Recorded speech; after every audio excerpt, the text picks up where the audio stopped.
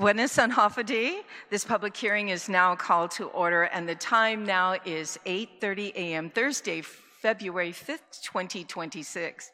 This hearing is conducted by myself, Senator Telo Taitague, Chairwoman on the Committee on Economic Investment, Military Buildup, Regional Relations, Technology, Regulatory Affairs, Justice, Election, and Retirement.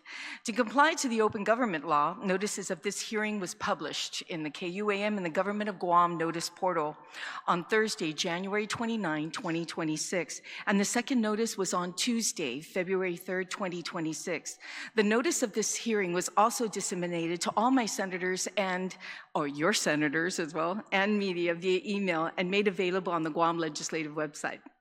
I'd like to recognize those who are here in person and those who are watching from home. Welcome to your people's home. I would like to also welcome my colleagues who are here today, Senator Sean Gumatauta and Senator Shelly Calvo. Thank you, colleagues, for being here this morning. And as well, colleagues, the copies of the legislation and document received ahead of this hearing can be accessed through the Google Drive link that was published on the public hearing notice for the hearing and also emailed to you in advance. For the listening public, you can access the Google Drive link on the public hearing notice published on the Government of Guam public notice portal at notices.guam.gov or on the Guam Legislature's website at guamlegislature.gov.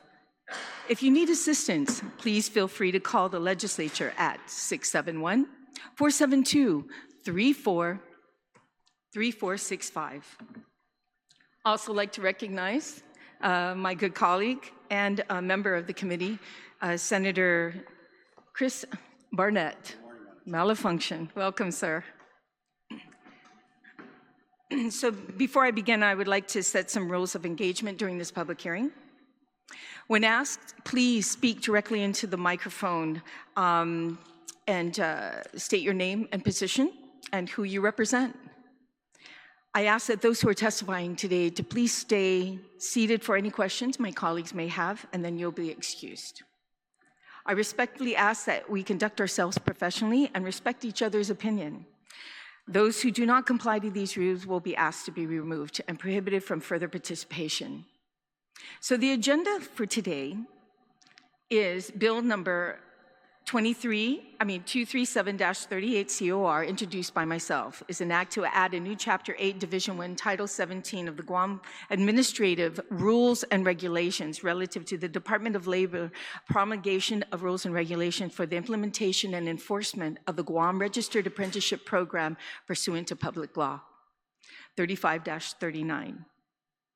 The second bill that we're going to hear is Bill 220-38, introduced by my colleague, Senator Shelly V. Calvo, an act to repeal and reenact 21002 of Article 10, Chapter 2, Title 10, Guam Code Annotated, and to add a new Chapter 40C to Title 7, Guam Code Annotated, relative to clarifying definitions related to the elderly and adult with disability abuse, and to establish protections and support for the elderly and adults with disabilities who are victims of abuse, and to cite this act as the Guam Elder and Disability Welfare Act of 2025. The third bill and last bill on the agenda is Bill 221-38, introduced also again by Senator Shelly V. Calvo, an act to add a new Article 4 to Chapter 3 of Title 19 Guam Code Annotated relative to recognition of regulation for common law marriage in Guam. At this time, we're going to begin with the first bill on the agenda, which is Bill 237-38. A physical note for this bill, which is the bill for Department of Labor, okay. And of course, we have the Director of Labor who is here today, and he's already seated, ready to go. I'm just going to do a short opening to explain that the bill did receive a fiscal note on December 12th. 2025 from BBMR, and stated the bill imposes a 2.5% processing fee calculated on a 50% of the eligible training costs claimed on the application for tax credit purposes. BBMR also noted that based on average collections over the past 5 years, the Guam Department of Labor anticipates a fiscal impact of approximately $208,000 annually from these fees on a total tax credit. Also, legal counsel received this bill and looked it over, and it has been reviewed by them during its introduction. And at this time, we've heard no recommendations or changes or amendments for this bill. Invitations were sent to Department of Labor, the Guam Community College, University of Guam, the Department of Revenue and Taxation, and Tax Commissioner to come and testify on behalf of this bill. So that being said, just a short opening on the bill before we hear from the director.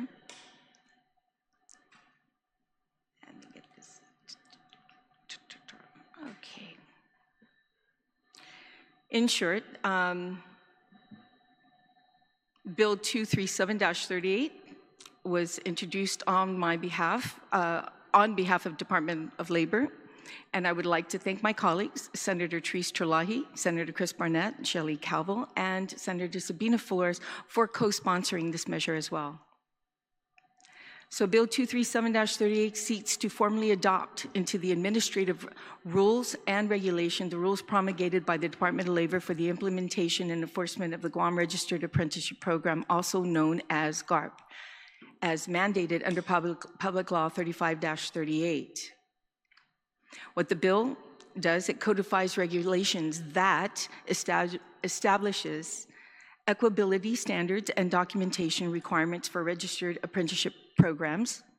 It also defines procedures for tax credit certification, reimbursement limits, and cost verification. It creates safeguards to prevent fraud and abuse through record-keeping and enforcement mechanisms. It utilizes U.S. Department of Labor registered apprenticeship standards to ensure program quality. It also provides clear appeal rights, petition procedures, and public rulemaking process. And it ensures the program is aligned with Guam's current and future workforce needs. The Department of Labor has fully complied with the administrative adjudication law in promulgating these rules, including holding a public hearing, obtaining approval from the Office of the Attorney General, and securing the governor's approval prior to submission to the legislature.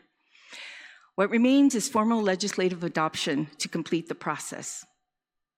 So we were here today to hear the bill, and I'd like to thank the many good employees over at Department of Labor for their hard work and due diligence in seeing this through.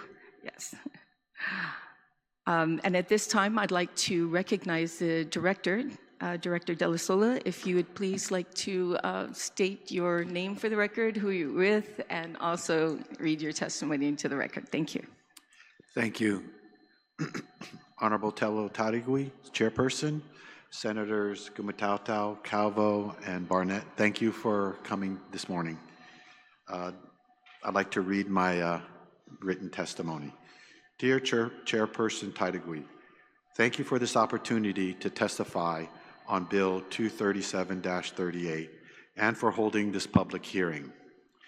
We would like to take this time to recognize former Senator Regine Bisco-Lee for authorizing the original legislation, Bill 128-35, that created the pathway for the Guam Registered Apprenticeship Program, GRAP, rules and regs to undergo the administrative adjudication process and soon become law. The Guam Department of Labor is in full support of the passage of the GRAP rules and regulations. GDOL administers the GRAP, which is a program that provides tax incentives to eligible businesses that employ apprentices who are duly enrolled and registered in the program. Eligible businesses are entitled to tax credits against their gross receipt tax liability equal to 50% of the eligible training costs paid or incurred by the business. As part of the Administrative Adjudication Act, GDOL held a public hearing on September 23rd, 2025 to receive input from the community. A final draft of the GRAP rules and regs was transmitted to the Office of the Attorney General on October 9th, 2025 who received and approved the proposal on October 24th, 2025. Thank you, AG, for that quick turnaround. Thereafter, the agency record was transmitted to the Governor of Guam on November 6, 2025, which was reviewed and approved on November 14, 2025. GDOL has completed all prerequisites mandated in the promulgation process and properly submitted our record to the legislature for action. We believe that the GRAP rules and regs submitted to the legislature as written is sufficient to ensure a fair and equitable administration of the program. We are eager to begin this program as soon as it is enacted into law and highly encourage the legislatures to pass the bill in its final form. Sinceramente, Dave De La Sola, Director, Guam Department. Thank you, Director De La Sola. I'd like you to take a moment to actually introduce everyone here from your department and what they oversee. If you don't mind to turn around and just raise your hand when he calls your name out so you can be recognized. Yes, we have. This is the backbone of Department of Labor, everyone, so. Yes, everybody in the administrative and pressing and adjudication process and written of the rules. We have Janella, my PIO. We have Navis, who does the calculations for the tax credits before they're turned in to the rev and tax for the companies. We have Greg Massey, who is the author of said rules and regs, did an excellent job. Of course, we have Helen Moffness, who is my ASO, who is the backbone of our administrative processes and costs. We have Phyllis DePosna, who is Miss Apprenticeship. She is the one that is the keeper of all information that gets all these businesses and teaches them and helps them into the program. We have Barry, who helps us in special projects from a little bit of everything and anything that has to do with all the projects that we have on hand. And I think that's all, and myself. Thank you so much for recognizing them. You know, I know the hard work they do, and it's good to see new faces now. Many of the people are retiring these days, and I'm hoping before they retired, they gave you that institutional knowledge that you need to move forward, to keep this agency moving forward. So welcome, and thank you for your hard work on this bill. It wasn't easy. Especially Greg, you know, being the author mostly of all these rules and regs. I appreciate your work. So at this time, I'd like to just ask, well, I'll save my questions for last and then start off with who came first to session, and that is Senator Sean Gumatautau. You are recognized, sir, for any questions that you may have. Yes, thank you, Madam Chair, and thank you, Dave and your team for being with us today. I have a comment and then some questions, but I think the one thing I would just want to say is, in your testimony this morning, I just, because he's in the room too, giving credit to the Attorney General of Guam and their office for getting this through the entire process to get to the Governor of Guam is no easy feat. It takes a lot of effort. And so I just want to say, first off, kudos to your team, but also kudos to the Attorney General, because with the sheer amount of rules that come through the government of Guam today, keeping up, to include your agency, I know I can just recognize today there's just no easy feat. You know, I just want, if I can, Madam Chair, just wanted to add this. According to GDOL, there was, gosh, 12, I don't know, I'm looking at this crazy, it's 12 million plus in tax credits were authorized in fiscal year 2024 for 410 apprentices across 32 companies in this community. And just managing it, I'm sure it's a big challenge to your team. But if I can, just two questions. Recognizing that the increasing volume of foreign skilled workers who are currently in Guam to support the unprecedented military expansion in our part of the world. Where does construction, from your perch, where does construction-related occupations fall within your latest available demand occupations listing? And what percentage, can you say, maybe is it possible to share with us this morning, what percentage of the $12.6 million in tax credits that were authorized in fiscal year 2024 were directly tied to construction-related jobs? As far as construction-related jobs, there's not a lot. Most of the positions that are in here are the local businesses that are trying to grow their workforce and are having challenges finding those talent pools. Some of those do include trade-type workers, especially in those businesses that are like the cell phone companies and stuff like that. They hire a lot of people with technical skills. Majority of the H-2s, of course, are in the military construction behind the fence. And although it's a challenge to get our local workforce into construction when there's not a lot that do that. But we support them through the Guam Trades Academy. We are always graduating people, young people that are coming out of the trades, and a lot of them are going into our local businesses in support of them instead of a lot of the contractors that are in base. Some of them have some contracts inside base, but are local businesses.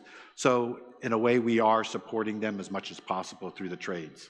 All right, thank you, Dave, for, thank you, Dave, for answering that on the record. And my only last question, Madam Chair, with respect to the responsibility of GRAP participants, what policies are in place to hold individuals financially liable for failing to complete any program or work requirements, and what information is available summarizing the extent to which participants have had to pay back any fees, wages, or any other benefits due to program non-compliance?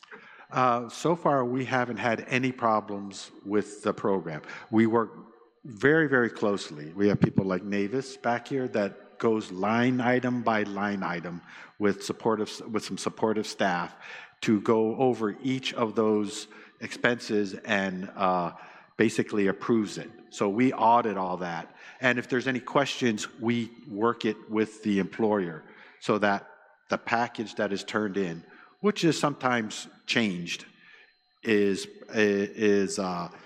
good to go to Rev and Tax. So as it stands now, we are handling it, but it is growing where we need additional staff, and that's where we're going to get the help, is continually working with the employer to ensure that there's, I wouldn't say fraud, but just mistakes in the expenses and stuff like that. All right, thank you, Dave, for answering my questions this morning, and appreciate you, Madam Chair, for the time this morning. Thank you again. Thank you, Senator. Thank you, Senator. At this time, I'd like to recognize Senator Shelly Calvo. Thank you, Madam Chair. Good morning, and thank you for the opportunity to speak. Hafaday and buenas, everyone. Director De La Sola, good morning. And the team of DOL, thank you for being here. Thank you for your testimony. I don't really have much of remarks or question. I understand the intent of the bill is to streamline the process and, of course, assist our community. But just very few questions, maybe one or two, Director.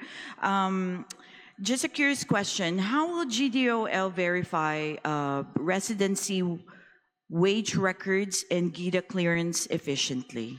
We have forms that they turned into us for each individual to be approved in the apprenticeship program. So they go through the approval process for each individual. They have to turn in a residency form, and they, what was the rest of it that you were asking for? I'm sorry. Oh, the wage records. Yeah, the wage records are basically done by their accounting staff in the each of the businesses, and there are actual wage records that come into our offices, and that's what our staff basically goes through and verifies each of those line items. I see. And then what about GIDA clearance? they also have to provide a clearance from GITA with their packet before we move forward with any approval of them into the program. Thank you for your answer.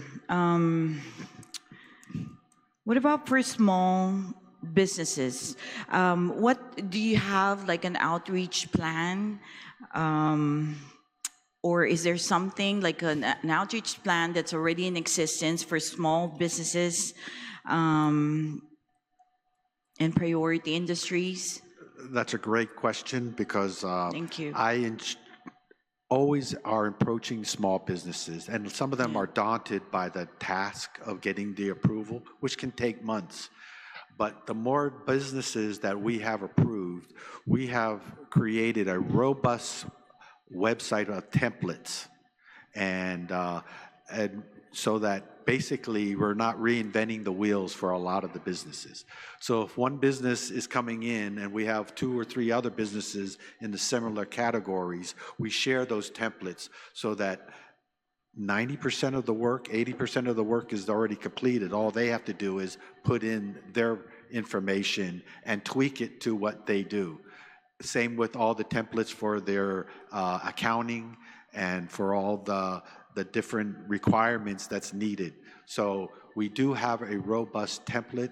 We sit down and work with every individual to make sure that they have a full understanding so that they turn in the best and complete amount of records and information so that we can move forward quickly.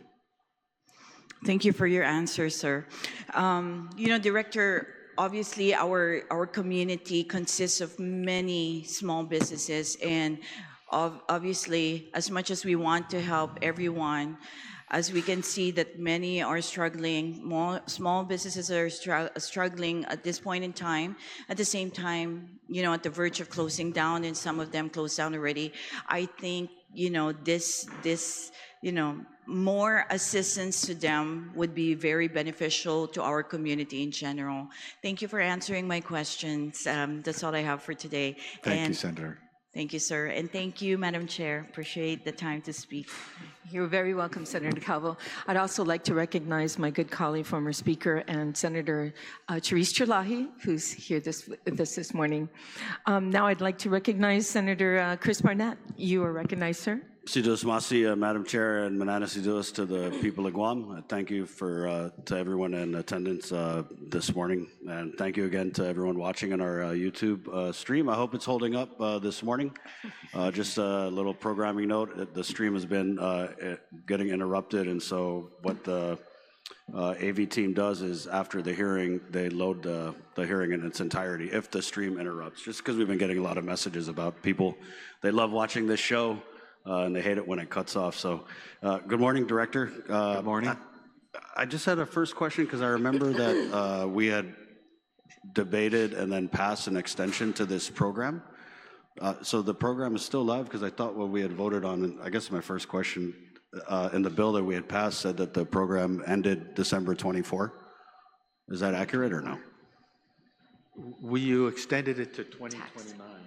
29, okay. And within it, we had to create the administrative rules and regs in order to get the 2.5% and codify everything else. So that's what we're presenting. Okay, well, I think the chair might have some questions on that for just for clarity. Actually, if you don't mind, since we're on that question, and I'll let you continue on, but what bill extended it to 2029? What was the public law that extended it? Because we do know that the bill that you recognized earlier was a public law that was introduced in the 35th Guam legislature to extend it to December 4th, 2024. So we're now looking at the latest bill, and if you can, or the latest public law that extended to 2029, can you give us that public law, please?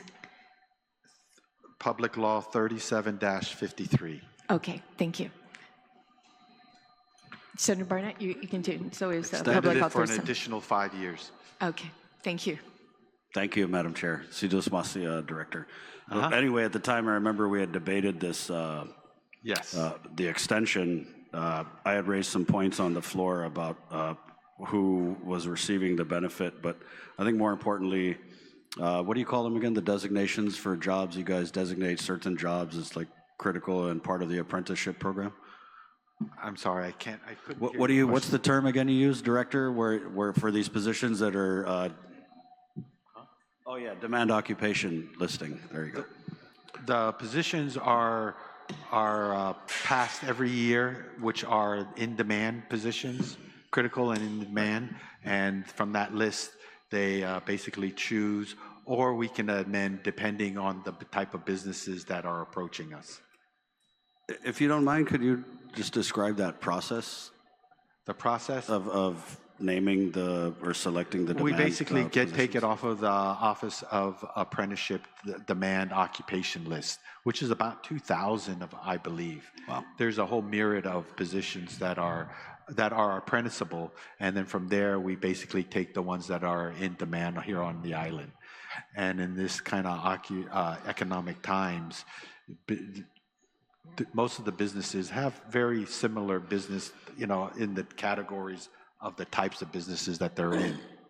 And since the April forum that we had, the Apprentice GRAP forum, the amount of businesses have increased dramatically. And a lot of them are smaller businesses now that they've seen and understand the process, and they are aware of what is involved. And a lot of the other businesses have voluntarily helped those businesses answer those questions from a user point of view.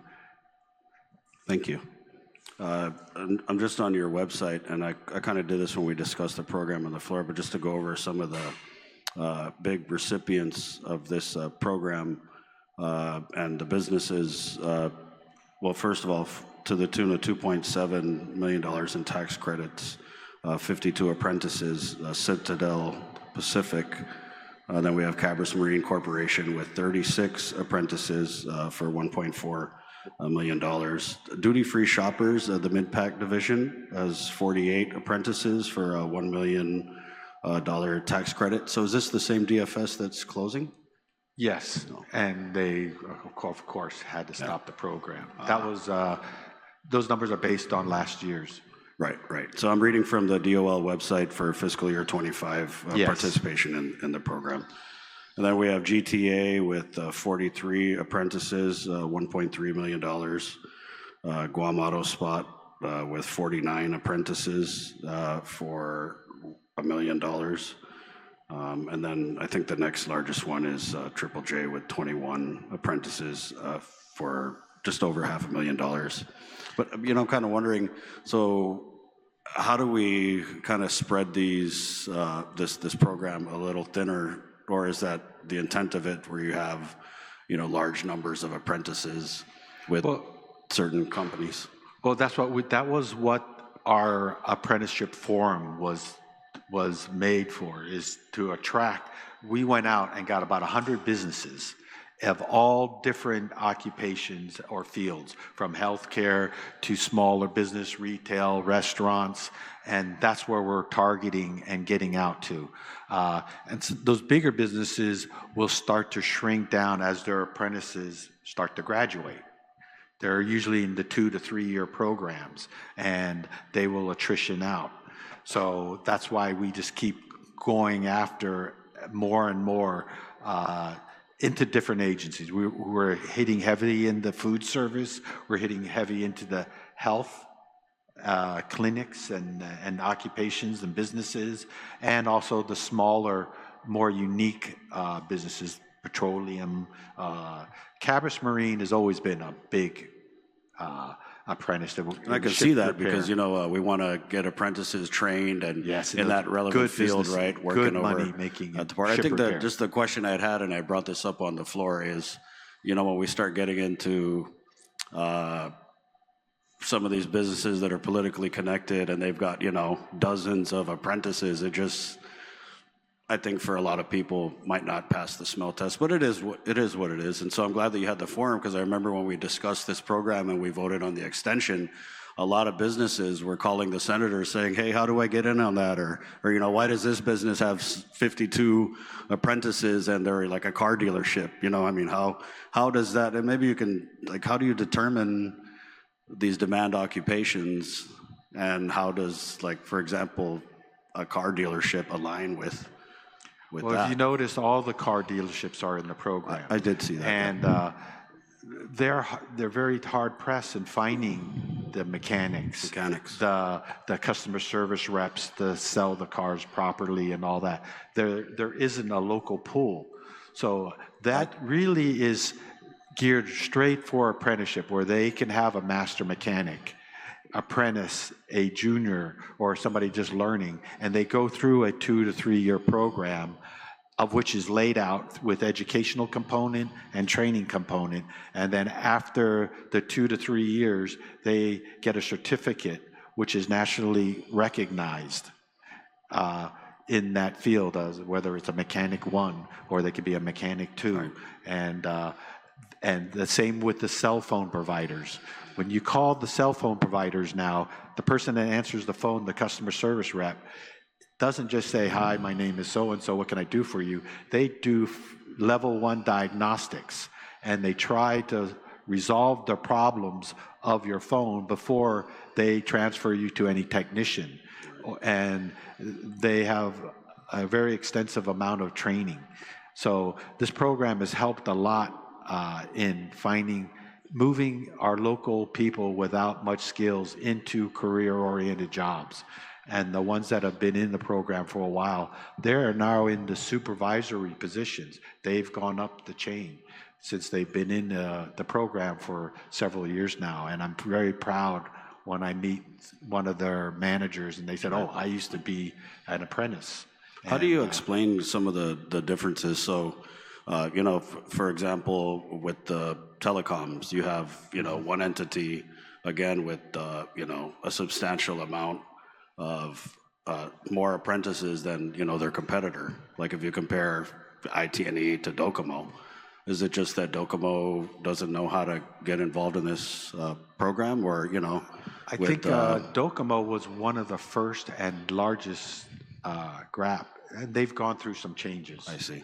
I'm sure you're aware. So and you're saying, there's an ebb and flow, right, where they get a big cadre, when they finish, and then they finish exit out, and then all of a sudden they say, okay, we have another need, let's go for another round.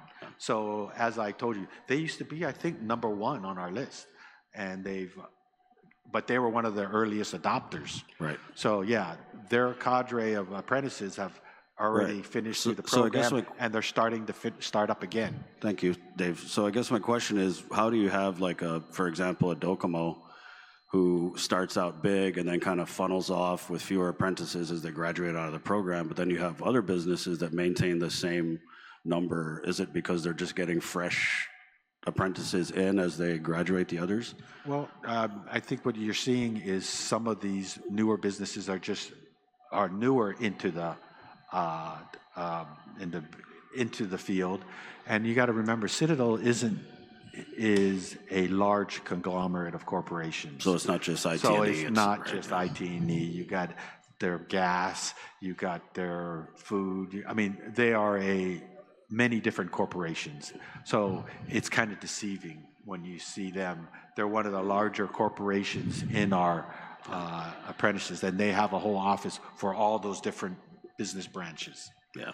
I don't want to nitpick or single out any particular companies, but it is what it is. When people look at this list, or at least what I do, and some constituents I talk to, they kind of scratch their head and wonder why it is that, for example, some of these businesses that are very politically connected are reaping the most benefit from this program.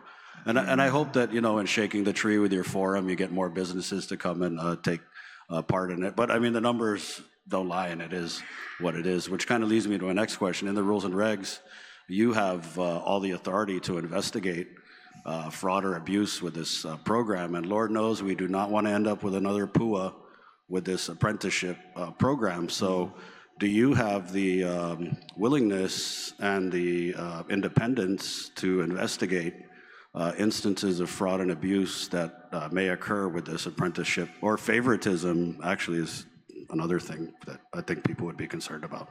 Are you able, willing, do you have the independence, the capacity to investigate the instances of fraud and abuse that occur within this apprenticeship program?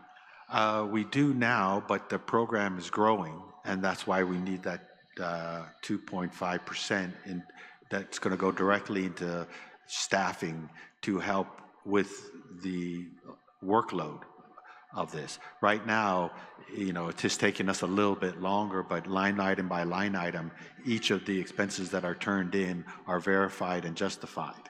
And we work very closely with each of the businesses, but it is starting to grow. And that's where we need to get some additional staff. So we are looking at it to ensure that the program stays well, and that we basically ensure that there's no problems. Because you know, it's not that hard they have wage records, they have their staffing, they work with us so intimately to get to where they are, that we are very familiar with each of the individual apprentices, and we follow them. Can you provide some examples of what would constitute fraud and abuse in this program? Sometimes they might want to get creative with the expenses and the equipment that would be covered, that is part of the apprentices, or that we just want to make sure that the mentors are actually working with them on the right amount of time. We haven't had that much abuse because the educational component and their understanding of what is required is very clear. So we follow that. It's just sometimes they get creative in adding in additional costs and expenses that's related to the apprentices' training. And those are the part that's really up to interpretation. So how much do you anticipate that the program will grow, and how many additional staff and personnel are you going to need to, you know, adequately police it? Well, we're hoping, and, you know, maintain it. As the fund goes up, that we're looking to at least initially grow by 2 people, and it's going to be on the cost and the evaluation part of the equation. We already have 2 people that are on the front end, which is basically getting them started, teaching them what is needed, the paperwork, and also approaching businesses like we did yesterday. We approached the new businesses that's looking at possibly joining us. And we are constantly going out and reaching. Every time I go to any function, restaurant, I'm always meeting with the manager saying, you need to be in this program. Is there a cap, though, Director?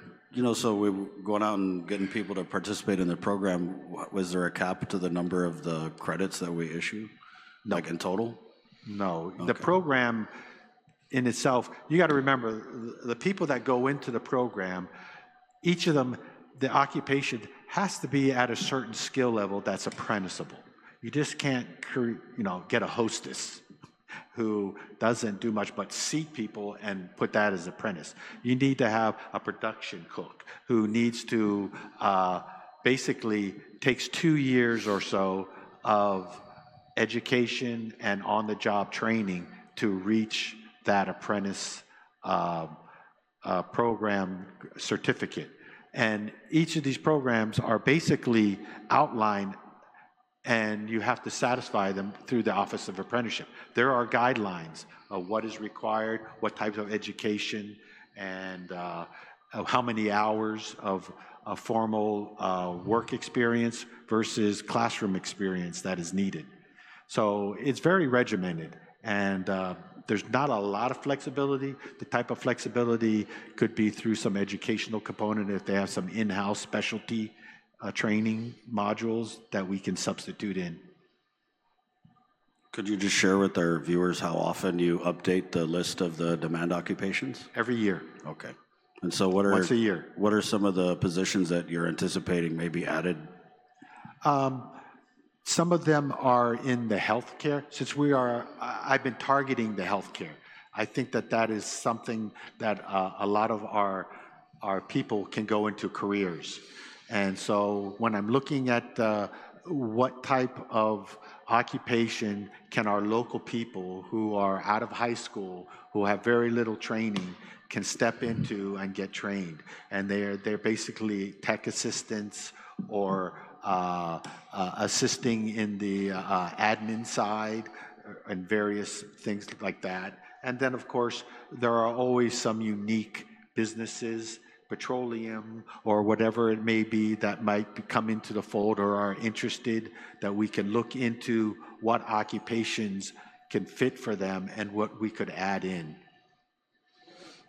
Thank you, Director. Yeah, I support the program. It's a great program. I mean, if we're doing it right and it's turning out people who have been apprentices or apprenticed and then enter the workforce, hopefully with the same company or in another company, but bringing a better skill set, right? Who doesn't want to support that? I think the only questions I had just with the program, I don't want to look at the program recipients and be like, oh, that's someone's party, there's someone's party too, there's someone's party. So I'm very glad that we're spreading it out and making the businesses. I understand your perspective, but you got to remember, we're taking unskilled Guam population and putting them into career level jobs.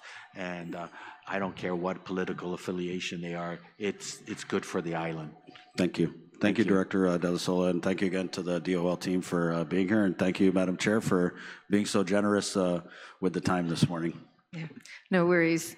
This is the people's house. They deserve to have all our questions answered. We are not the experts. Sitting in front of us are the experts for us to school ourselves. So you're very welcome, Senator Barnett. And at this time, I recognize Senator Therese Terlaje. Thank you very much, Madam Chair. Thank you all for your work on these rules and regs and on the program continuously.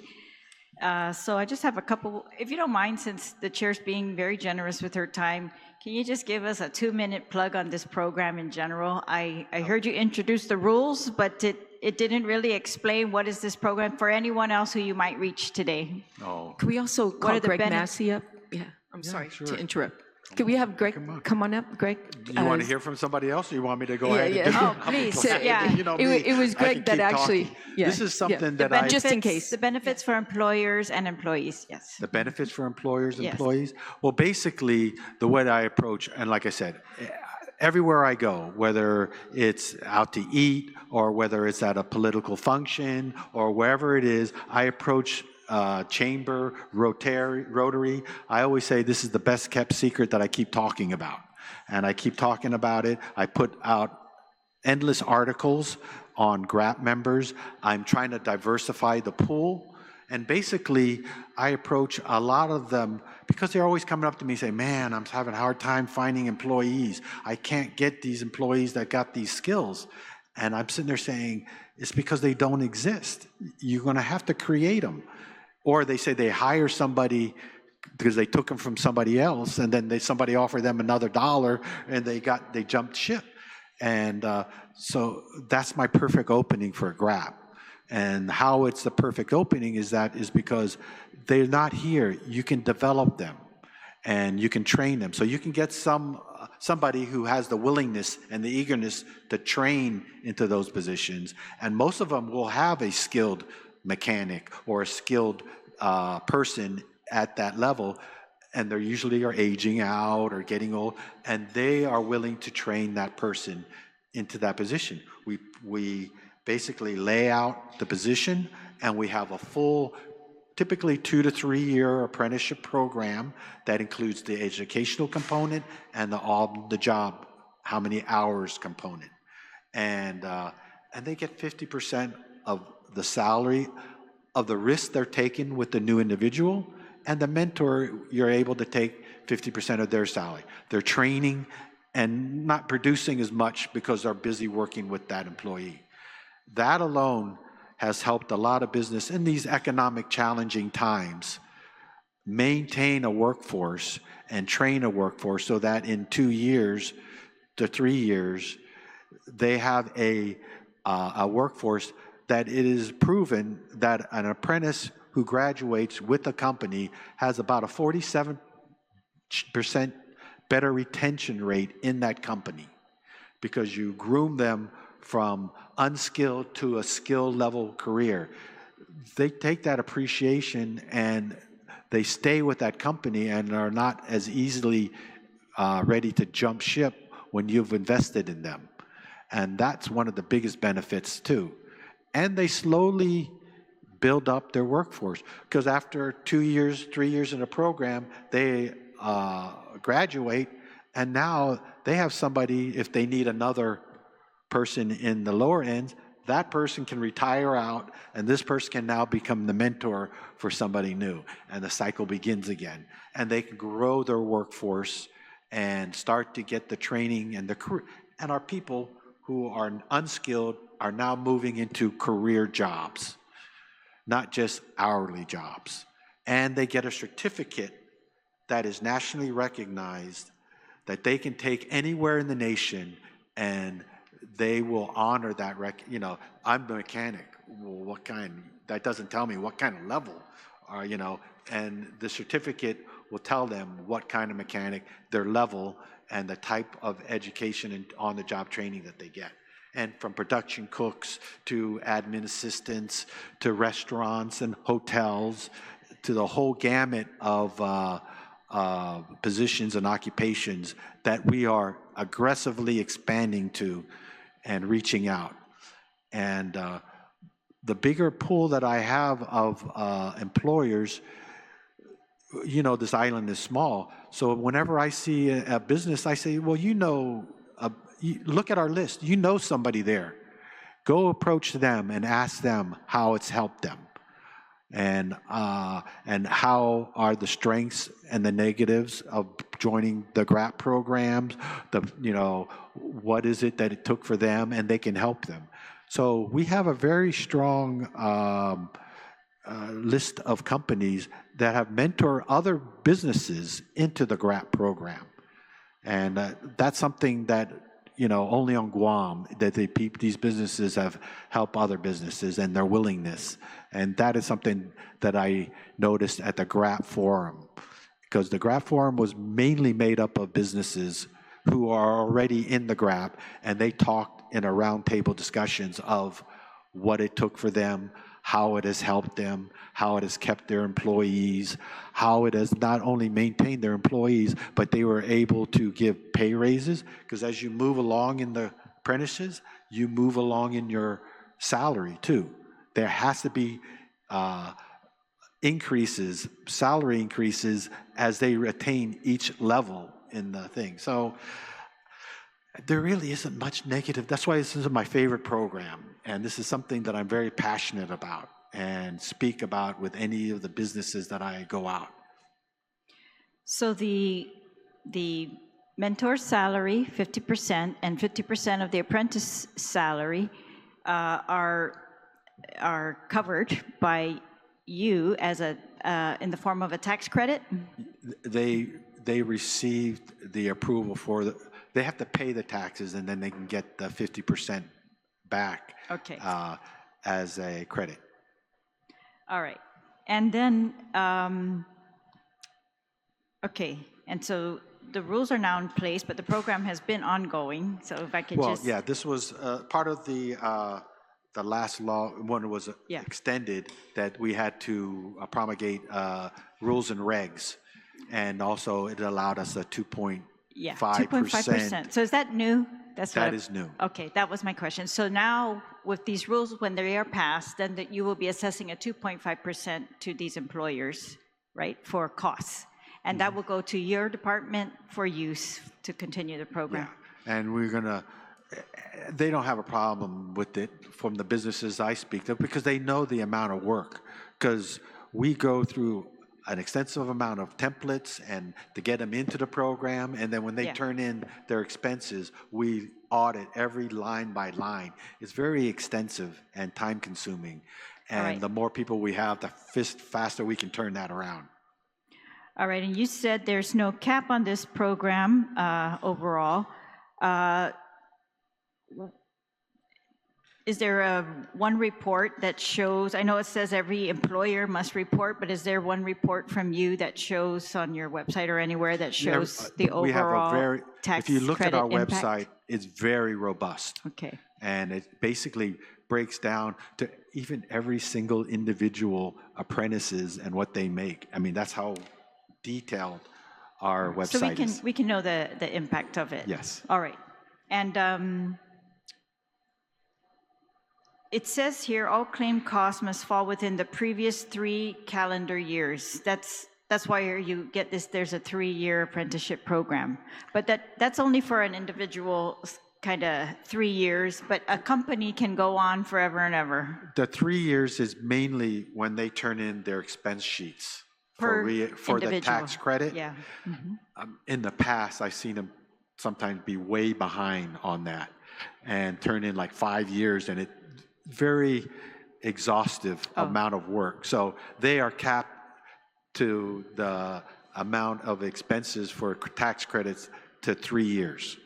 Most of them now, we don't have that problem. They turn in either blocks of 3 months or 6 months, or every month, because they can't get the credit until they turn it in. All right, but is there anything that limits an individual from being an apprentice in different positions forever? When they get into that occupation, there is a set program for that certification. So let's say I'm a customer service apprentice for 3 years, then I become a customer service supervisor for 3 years, huh? Most of them are 2 years, depending on the amount of work. But is there anything in the rules that caps it like that? That's my question. No. No, right? I don't see that either. Okay. And then there was a portion here that allows, what's it called? Cooperative programs authorized, when necessary, shall develop and enter into memorandum of understanding with other government agencies or instrumentalities or private organizations to provide specialized training in a particular field not available within the apprenticeship program. Have you used this provision? Has this happened? Have we used it? I don't think so. But that would be, if you had me to imagine how that would work, is somebody in the healthcare that needed a specialized for like a X-ray technician assistant or something like that, and GCC doesn't have a classroom training for that person, that maybe there is a training provider here that could do that type of training, so they could get into an agreement for that kind of stuff. I was just about to ask, has it been used because of the healthcare fields? That's why we're kind of expanding and looking into it. All right. Is there anything in this program that would help us to increase teachers in the public schools? That is something that, it's funny you speak, not for GRAP, because of course the government doesn't pay taxes. Right. But that is something that we are now looking into and are working on a teacher apprenticeship program.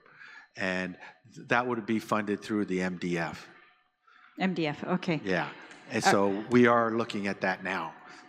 All right. And then there was a specific mandate in the law that's 22 GCA 10104, which gave some kind of preferences, like that you should, what did it say, emphasize certain fields. And so demand occupation. It says fields of tomorrow cultural practices, human resources development, office technology, medical coding and billing, information technology, website coding and development, finance and accounting, cosmetology, automotive engineering, engineering, agriculture and aquaculture, as well as industrial work, construction and technical trades. It's a lot. That's a demand list. All right, but they're saying that you shall emphasize occupations in these fields. And then it says here on D, emphasis on selected industries, that you're going to do this through written notices to each applicant seeking establishment of a new occupation. But to me, that seems too late. They're already applying for certain positions, but what we want is to emphasize that our program is going to reach out to these certain positions. I guess at the time, this was the listed need, and I can see why it needs to change. It continuously. changes every year, Yes. basically. But I'm just saying, this rule that's how you're going to reach out to them is through written notices to the applicants. They're already applicants. So do you understand what I'm saying? It's kind of late. You want to reach out to new applicants or potential applicants as opposed to existing applicants that we want. That's these basically what fields. we're doing. So I guess that's what you're saying you're doing in the healthcare fields Yeah. and the other ones that you emphasize. So that's good. It says you're going to do that whenever practical through public outreach, other appropriate efforts. Do you believe we need to make specific rules of how you're going to do that, or that's going to be Well, done that's what robustly the- by any director? Basically, every year we come up with a list, and I am able to, throughout the year, if a demand occupation comes in, a company, and they are needed, that I can add that position into the fold. So All right, I'm things just talking about change and- still letting people know about this program.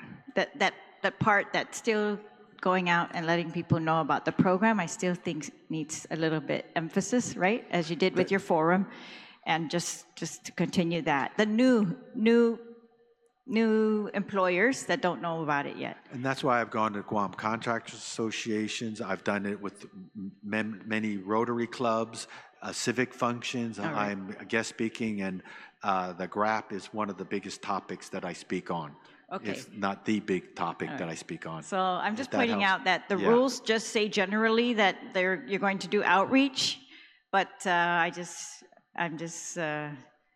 they're rules, so we can really be more specific as to how kind of urging directors, not just you, but every director that comes in after you to really make sure that they do this. But again, so there's a lot of discretion in your approval of occupations for the list.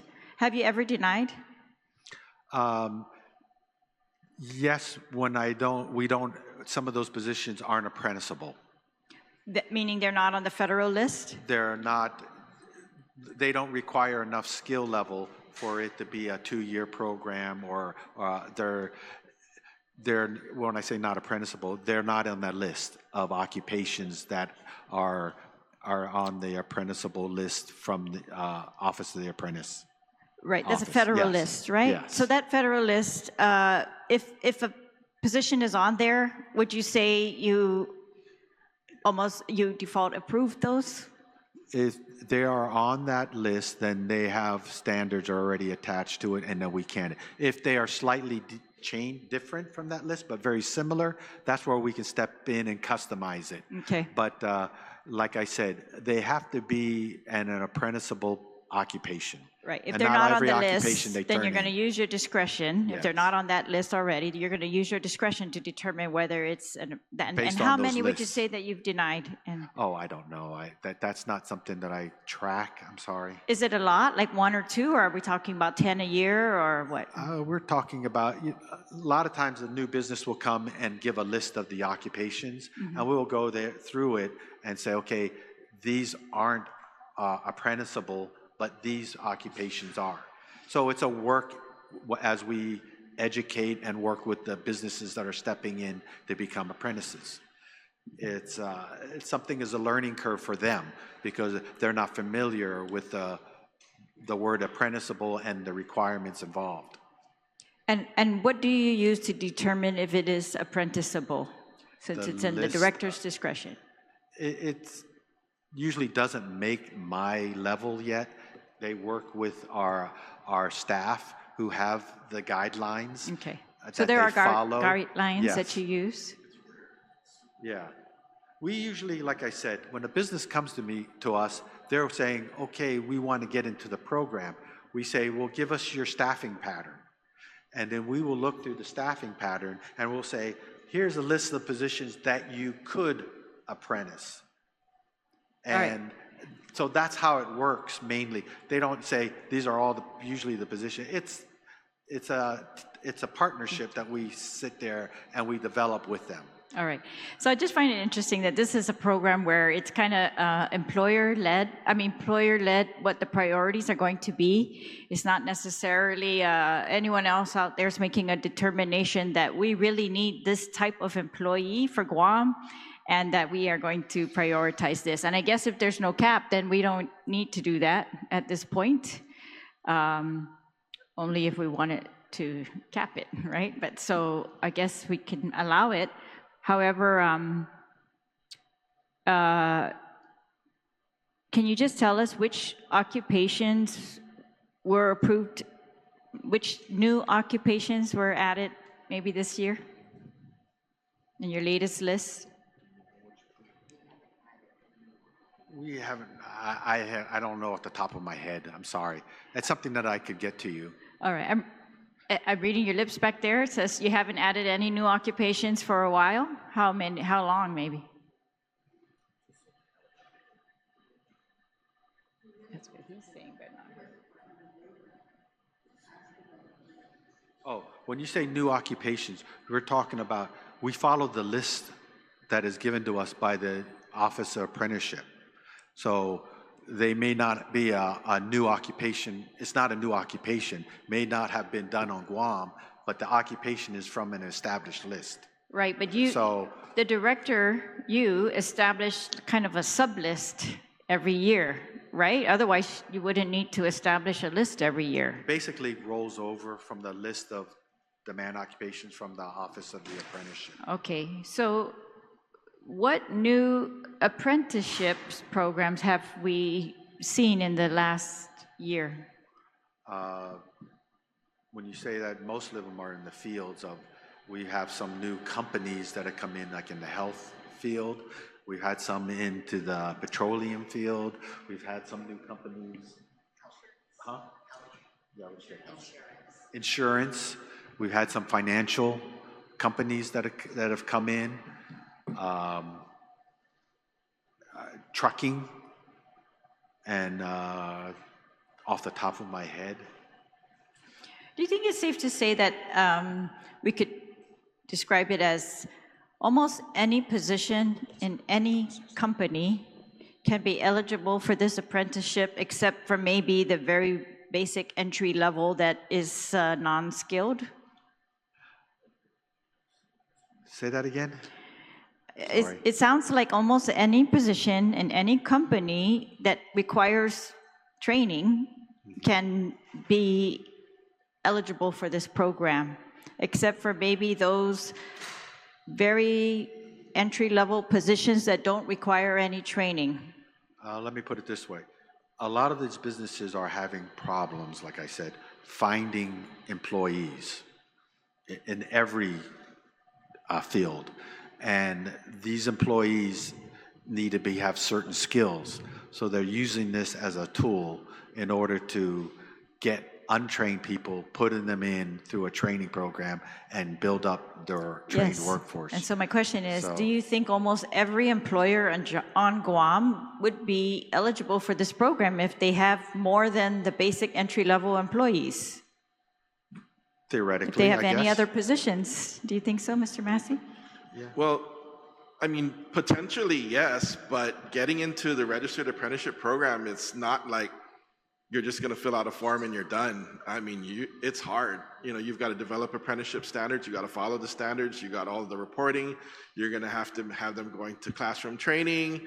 So it's not for everybody. I get where you might be going. Is this something that can get out of hand? But it takes a lot of dedication on the employer's part to engage in this program and keep it up. It's not for everybody. So is it available? Yeah, and if the employer wants to dedicate those resources, then great. They're gonna come out with a really skilled, trained worker, you know. But I don't think everybody wants to do it, you know. And it's not gonna work for short term where you have a lot of turnover, because you're not gonna engage in a 3-year program. But what we have found is that those that do engage in it, the retention is a lot better because people are more loyal once you've trained them up and you've graduated them from an entry level up into a skilled position. All right, thank you. Thank you, Madam Chair. Thank you so much for all of you, for all your work, continuing work on this program, on these rules. I appreciate the Attorney General's quick review of this. That's pretty rare. So thank you. Okay, well, I just wanted to add to what Senator Terlaje was talking about with regards to can anyone, be a part of this? How have you been working with DISIT or vocational rehab? Would they have the opportunity or that you can reach out to them to avail themselves of this apprenticeship program? The employers of their participants could be qualified, not of course DISIT itself. Right. But yeah, the employers could be. And that's why we're encouraging, like I said, going constantly trying to reach out to different, because a lot of businesses, yeah, it's too much work between the accounting and the training and the bookkeeping to bring on an apprentice. It takes a commitment from a large commitment, and not every business is willing to take on that task. I just want to find out that remember when I asked you about rejections? Is there a list that shows they were rejected, or you give them formal notification that those positions are not eligible or anything like that, that we can monitor? No, because like I said, they come in, they learn about the program, and they might say, okay, this is not for us. Why would I make a list of that? But or when they do sit down. apply, I'm asking when they apply and you have said, no, you're not eligible. Oh, I don't think there's, no, because like I say, it's a step process. And by the time they're ready to apply, they've been well educated on the pros and the cons and whether or not they want to take that next step. All right. And we try to work very hard to bring them on. All right, Senator, I think if I yes. could add, I don't think we've gotten to a point where someone has said, I insist, where we had to say, no, you're rejected. It gets to the point where it's like, well, you have to do this, and then they go, oh, okay, we're not going to proceed. That's why I think it's very rare to see any rejections. Okay, thank you, thank you. You're very welcome. A lot of great questions that were being asked here, and especially for the listening public who wants to avail themselves of these programs at Department of Labor. You've done a lot of work on this bill, this rules and regulations, as well as the continued apprenticeship program. We know that because of the extension that we've always coming back to this body, extending it, every 5 years, every 4 years. In fact, Senator Amanda Shelton, who actually introduced the last one to extend this program in the public law that you mentioned earlier in the 37th Guam legislature. So I'm pretty sure that we've got senators here who support your measure, and I appreciate again the work of the Office of the Attorney General to get this out, as right away, because I know you're overwhelmed right now, and the workforce, on this island right now is becoming scarce. And we're getting attitudes from the next generation here who are saying that, well, why am I going to go to school? Why am I going to train when AI is going to take my job? Things like that are happening, and we have to nip that in the bud. And that's why the AI task force that we have going is going to work very closely with Department of Labor. I believe you're on the task force to ensure that it's not there to replace employees. It's there to augment, areas that we fall short on. So we're going to keep close ties between the two of us, especially with this AI going on. And so that being said, I'd like to thank my colleagues for their great questions, and I hope the public who has any more additional questions that you'd like to ask, to feel free to call the Department of Labor. I know Phyllis oversees the program, and she's a wealth of knowledge, and will be able to guide you. My last request, though, is if you could reach out to DISIT, and find out where their clients are going or where they're working at, and that you can avail themselves of assistance for them, the employees that hire them, to put them into this program. A lot of times they don't think they can apply for some reason, that they're getting a grant somewhere else, but I don't think so. I think there can be, like you said, Greg, it's more than just saying, hey, I'd like to be a part of it. There are guidelines to go, applications to fill out, and that you're there to assist them to fill out those applications. Make it easier for them to understand. So I appreciate if you could reach out to DISIT, and try and get them involved, okay? And that being said, so Bill 237-38 has been duly heard. So my office will continue to accept written testimony. We will have a markup meeting. So if there's any changes that you feel that based on the comments that we were making today or questions, if you feel like you want to make any changes, please reach out to my office. So we can make those changes in the markup meeting and then try and place this on the March session agenda. So that being said, anyone in the listening audience as well, we will continue to receive testimony. Please send or email to my office at 238 Archbishop Flores, Suite 407 at the DNA building in Hagåtña. You also may send your written testimony to my office directly at Senator Telo @gmail.com. So thank you so much, Department of Labor, and for all your hard work. Please give my very best to all the other employees. Thank you, Senators. I appreciate it.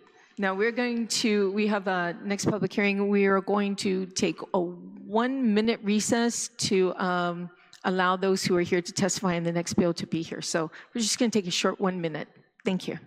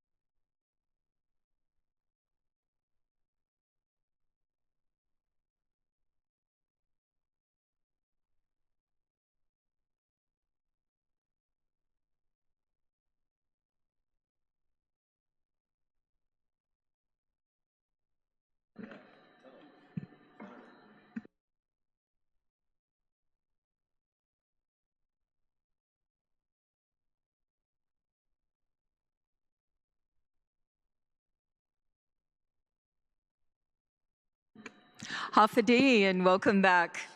We are now continuing with our agenda.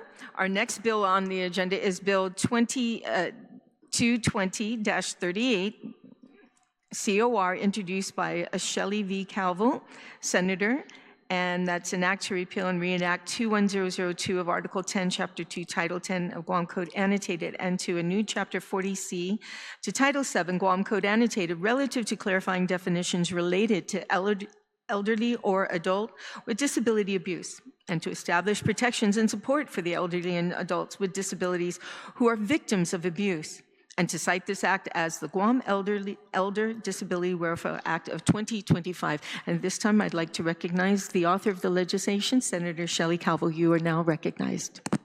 Sidus Masi, Madam Chair. Half a day again. Buenas to everyone who's here. Thank you.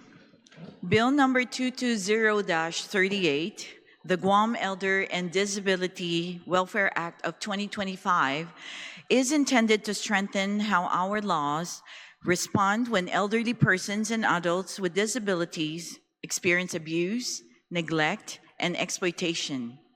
This measure takes a comprehensive look at the existing statutory framework and asks whether our current tools adequately reflect the realities faced by some of the most vulnerable members of our community. The bill addresses two key areas.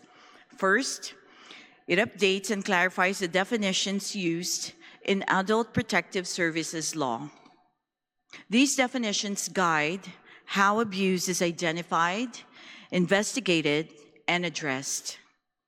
And it is important that they accurately reflect the range of harm that elderly persons and adults with disabilities may experience abuse. Abuse does not always present as visible injury. It can involve neglect, isolation, and emotional harm, as well as financial exploitation that occurs gradually and often behind closed doors. Clear statutory language matters because it shapes how agencies respond and how cases are evaluated. Second, the bill establishes a civil protection order process specifically designed for elderly persons and adults with disabilities. Under current law, individuals facing abuse in these circumstances may not always qualify for existing protection orders, and criminal prosecution may not always be immediate or appropriate. This bill creates a pathway for courts to intervene when safety concerns arise, providing timely and targeted relief while preserving due process and judicial oversight. This measure is not intended to replace criminal enforcement or existing protective laws, but to complement them. It recognizes that early intervention can be critical and that having a civil remedy available may prevent situations from escalating into more serious harm. It also seeks to provide clearer guidance for courts and agencies so that responses are consistent and coordinated. So as we hear testimonies today, I am interested in understanding how this framework will work in practice, how agencies will coordinate, how courts will administer the new process, and what resources may be needed to ensure that protections are accessible and effective. I appreciate the opportunity to dialogue on how this bill can be implemented responsibly and efficiently, and in the way that serves the people it is intended to protect. Siduos Masi. Thank you, Senator. Also on Bill 2020-38 COR, we received a fiscal note from BBMR stating that, as stated in the proposed new Chapter 40C, no fees for filing or services processed may be charged by the public agency to petitioners seeking relief under this chapter, and the petitioner shall be provided the necessary number of certificate copies at no cost. They also mentioned that finally BBMR noted that absent comment from the Department of Public Health and Social Services, the Bureau is unable to determine a more specific fiscal impact should Bill number 220-38 become law. We also sent this bill to our legal counsel for review, and it has been reviewed by legal counsel during its introduction, and at this time we have heard no recommendation, changes, or amendments at this time. Invitations were also sent out to the Office of the Attorney General, the Judiciary of Guam, the Guam Bar Association, Department of Public Health and Social Services, Bureau of Adult Protective Services, in Department of Public Health and Social Services. We also sent it to DICIT and the Guam Legal Services. And that being said, with the opening, I also would like to recognize who is here to testify this morning is our good Attorney General Doug Moylan. Thank you so much for being here, and thank you for your patience on the first bill. I didn't realize it was going to take that much time, but a lot of good things came out about it, especially about your office being so diligent and helpful to the Department of Labor. Thank you so much. And of course, we have the Deputy Director of Department of Public Health, Amanda Shelton, who actually extended that bill that we just heard. So I'm pretty sure you were very patient on that to make sure it falls through. So again, thank you for being here. And of course, those who are listening this morning to this hearing. And at this time, I'd like to recognize our Attorney General of Guam, Attorney Judge Moylan. You are now recognized, sir. Thank you. Sus Masi. Hafide, Chairwoman Telo Taitague, Senator Shelly Calvo, Senator Sean Gumatautau, Senator Chris Barnett, and Senator Therese Terlaje, as well as former Senator Shelton. This testimony is submitted on behalf of the AG's office and our client, the people of Guam, in support of Bill number 220-38. This bill begins to make some forward progress in enhancing the safeguards available to those among us who are most vulnerable to abuse and criminality, namely our honored Manamco. The bill does a good job clarifying and simplifying the process by which elderly persons and adults with disabilities can obtain court orders that require those who seek to exploit or steal from them to stay away. This separation will hopefully give those who feel rushed and pushed to do things they don't really want time to reach out to relatives or friends who can calm the situation down and make things right. The problems with our aging population includes memories fading and being afflicted with neurodegenerative ailments like dementia, Alzheimer's disease, and aphasia are among those conditions that rob our Manamco of the dignity and personal and financial independence. Trust in the acquisition of a lifetime of real and personal properties creates a glaring target of this group by unscrupulous individuals, but most especially trusted family members, often affectionately called caregivers. Using powers of attorney, banking transactions, and other methods of embezzlement take from our elderly what is rightfully theirs and robs them of their limited resources needed for their continued survival.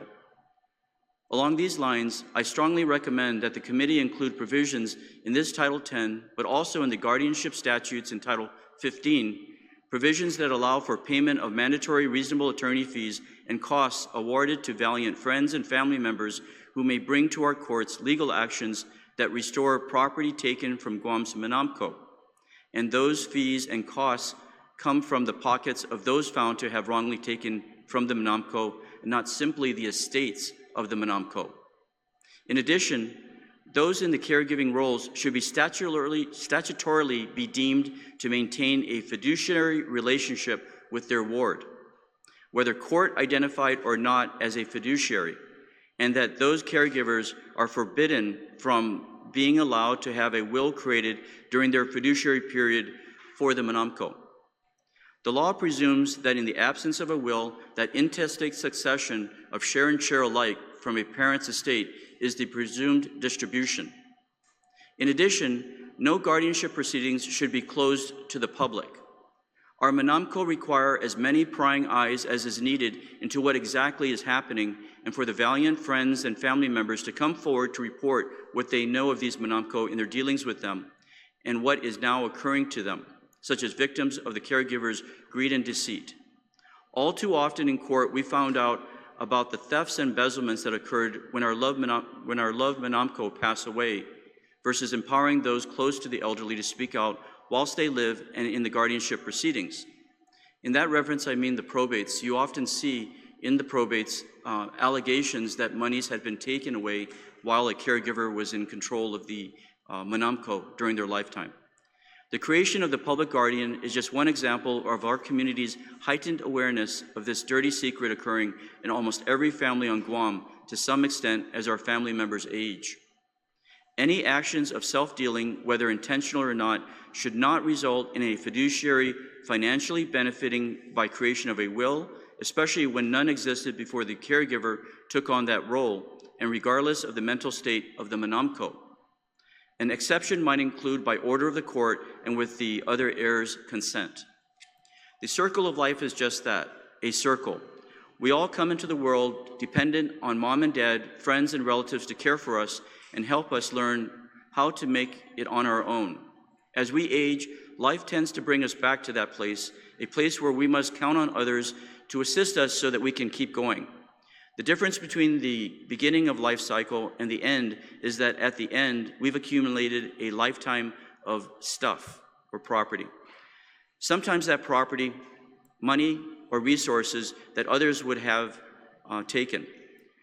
Because we all have our own lives to lead, even the most well-intentioned families tend to count on one or two among us to care for mom or dad. The dependency that is created is also the opportunity for someone with bad intentions to take that money or property for themselves. We support this bill setting up a clear process by which we can separate abusers from those they would exploit. We also believe this hearing is an excellent opportunity to call for more support from our local financial institutions and our judiciary to assist the elderly and those vulnerable to abuse with finding solutions that will minimize these risks. We believe that financial institutions must have a penalty for failing to report incidents that appear to constitute financial abuse. Reporting should also be to the AG's office, the public guardian, and to Public Health's Adult Protective Services. The number one way this population is abused is financial fraud. Whether it's a relative, a caregiver, or someone thousands of miles away sending fraudulent text messages, bad actors are always trying to exploit the mental slowdown that comes with getting old to take their money and property. Our banks must do more to monitor the transactions of this vulnerable population and report suspicious transactions to a trusted family member or law enforcement. Our judiciary can do more to offer simple financial planning documents to this population so they can commit their own choices about their assets to paper, and they can share those choices with those involved. By simply writing those choices down and sharing them with others, we think we can go far in mitigating the risk that an elder would be pressured or someone into giving them what isn't theirs. And if they are pressured into signing something over they previously announced would go to someone else, we give the courts and police more opportunity to review and potentially reverse these bad acts. Our aging population leaves more and more of us vulnerable to abuse and fraud. Bill number 220-38 does a good job of clarifying the process for separating the elderly from those who would pressure or coerce our elderly into doing things they don't want to do. Beyond the bill, we can do more to protect our vulnerable populations from the suitable manipulations designed to take their money. For these reasons, we support Bill number 220-38. In line with this, we've also noted, and I've gone through the actual bill itself, if the chair would indulge me and the author, some quick notes for the record. We have, on the bill that's included for the public hearing today,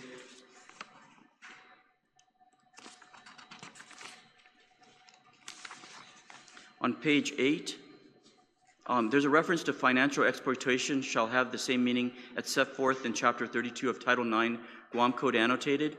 I would also note that there's a definition within the Adult Protective Services statute that talks about financial abuse. There may have to be a reconciliation or an inclusion of the definitions, which would be important.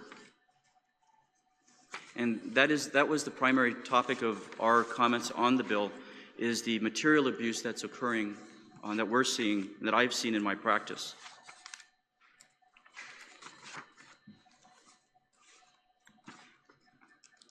Also on page 17, line 1 to 2, there's also the incorporation of that definition. The definition in the APS statutes should be consistent with that for financial material abuse. On page 20, line 26, there's a danger that it says a person who does not qualify for protection under 7 GCA, and it goes forward to Chapter 40. The committee may wish to not make this an alternative cause of action that can be brought on behalf of the MNAMCO or a representative of the MNAMCO.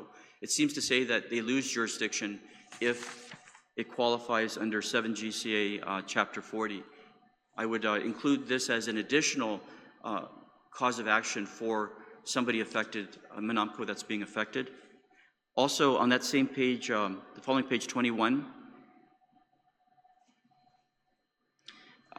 line 7 says a person may seek relief under this chapter on behalf of another person. I believe instead of is, it's if. So there's just a minor correction there. Legislative Council should have caught that. Again, I'm sorry. On line 7, at the end of the sentence, it says is. Page? I'm sorry, page 21. 21, line 7, okay. Right. Line 7 uses is. I believe the intent was if.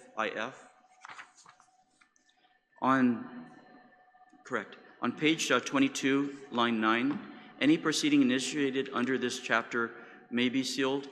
It's our position in the AG's office that the more eyes that see what's going on, the better off the situation. And I specifically refer to if law enforcement is watching this, i.e. the public guardian or the Attorney General's office, when they seal the proceedings, there's no way for these other law enforcement agencies to be aware of it, versus literally people that sit in the courtroom or come to listen to an old friend that they had and then start to come forward. And that's part of the communities protecting the Manamco. All too often, I've seen, especially the caregivers who are trying to hide the embezzlement using sealing proceedings. Even the idea of dementia, Alzheimer's, and the affliction that somebody may be experiencing under Title 15 that talks about the guardianship, because of the perceived taking away of a civil right, and that's what the guardianships normally do, and put somebody else in charge, even the discussion of the affliction should be public, because the person who's having their civil rights taken from them, or Manamco, should have the ability of family members to come in and listen and talk about what exactly are they saying is wrong with grandma or grandpa. And as the senators, you senators know, there's a difference between degenerative disease and just getting old. Memories fade as you get older, but there's a difference between that fading memory and an actual neurodegenerative disease, such as the dementia, Alzheimer's, and aphasia. So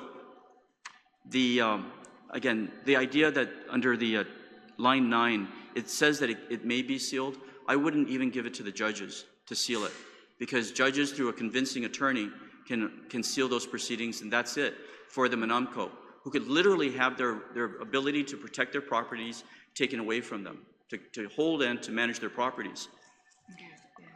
Also, I would make a general comment. The legislature should be well aware the cost of taking these into courts is tremendous. First of all, the assets become at stake on who's going to be paying for the application.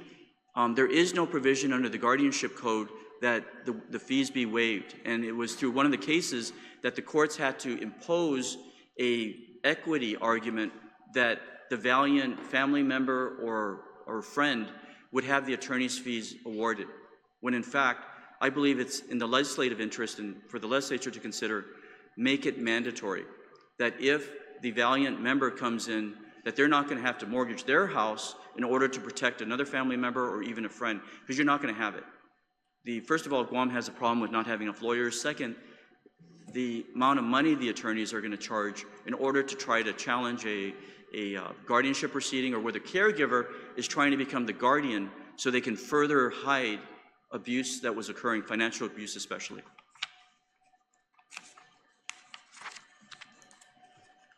And I would seriously consider making a mandatory reporting requirement for the caregiver themselves, that they would have a penalty associated if they didn't report what they were doing. So if they were found to have been engaging in wrongdoing, not only would this cause the equitable removing them as a caregiver and restoring the Manamco, but would punish the caregiver for not having reported their wrongdoing. It's almost like a backdoor type of Al Capone hit. You get them through another civil remedy. And again, I use the provision in here. The courts right now, if a valiant person comes in and is able to prove that the Manamco was a victim of fraud, they're taking the money for the attorneys that prove their case from the estate. And that doesn't do the Manamco person much good. They're not taking it from the wrongdoer. And I think the statute can be, put some teeth in it, because actual practice is it's hard to get lawyers, and people that do bring in lawyers, they need to be able to pay that lawyer, preferably not through the Manamco's estate. And then we get into that category of the more expensive estates, estates that can actually afford it, versus estates that are just on the edge. Because once you take the money away from the Manamco, that's their life savings, especially dementia-ridden, and the only safety net's going to be the taxpayers after that, and CPS. So I appreciate the opportunity to comment on this legislation. Thank you. Actually, I'm just going to go off track a little bit. Can you also talk to me about the, I'm thinking it's a bit of the definition on self-neglect in the section of the bill?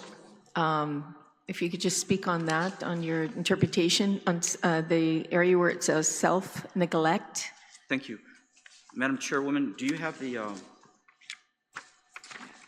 that's a definition section, I understand? Right.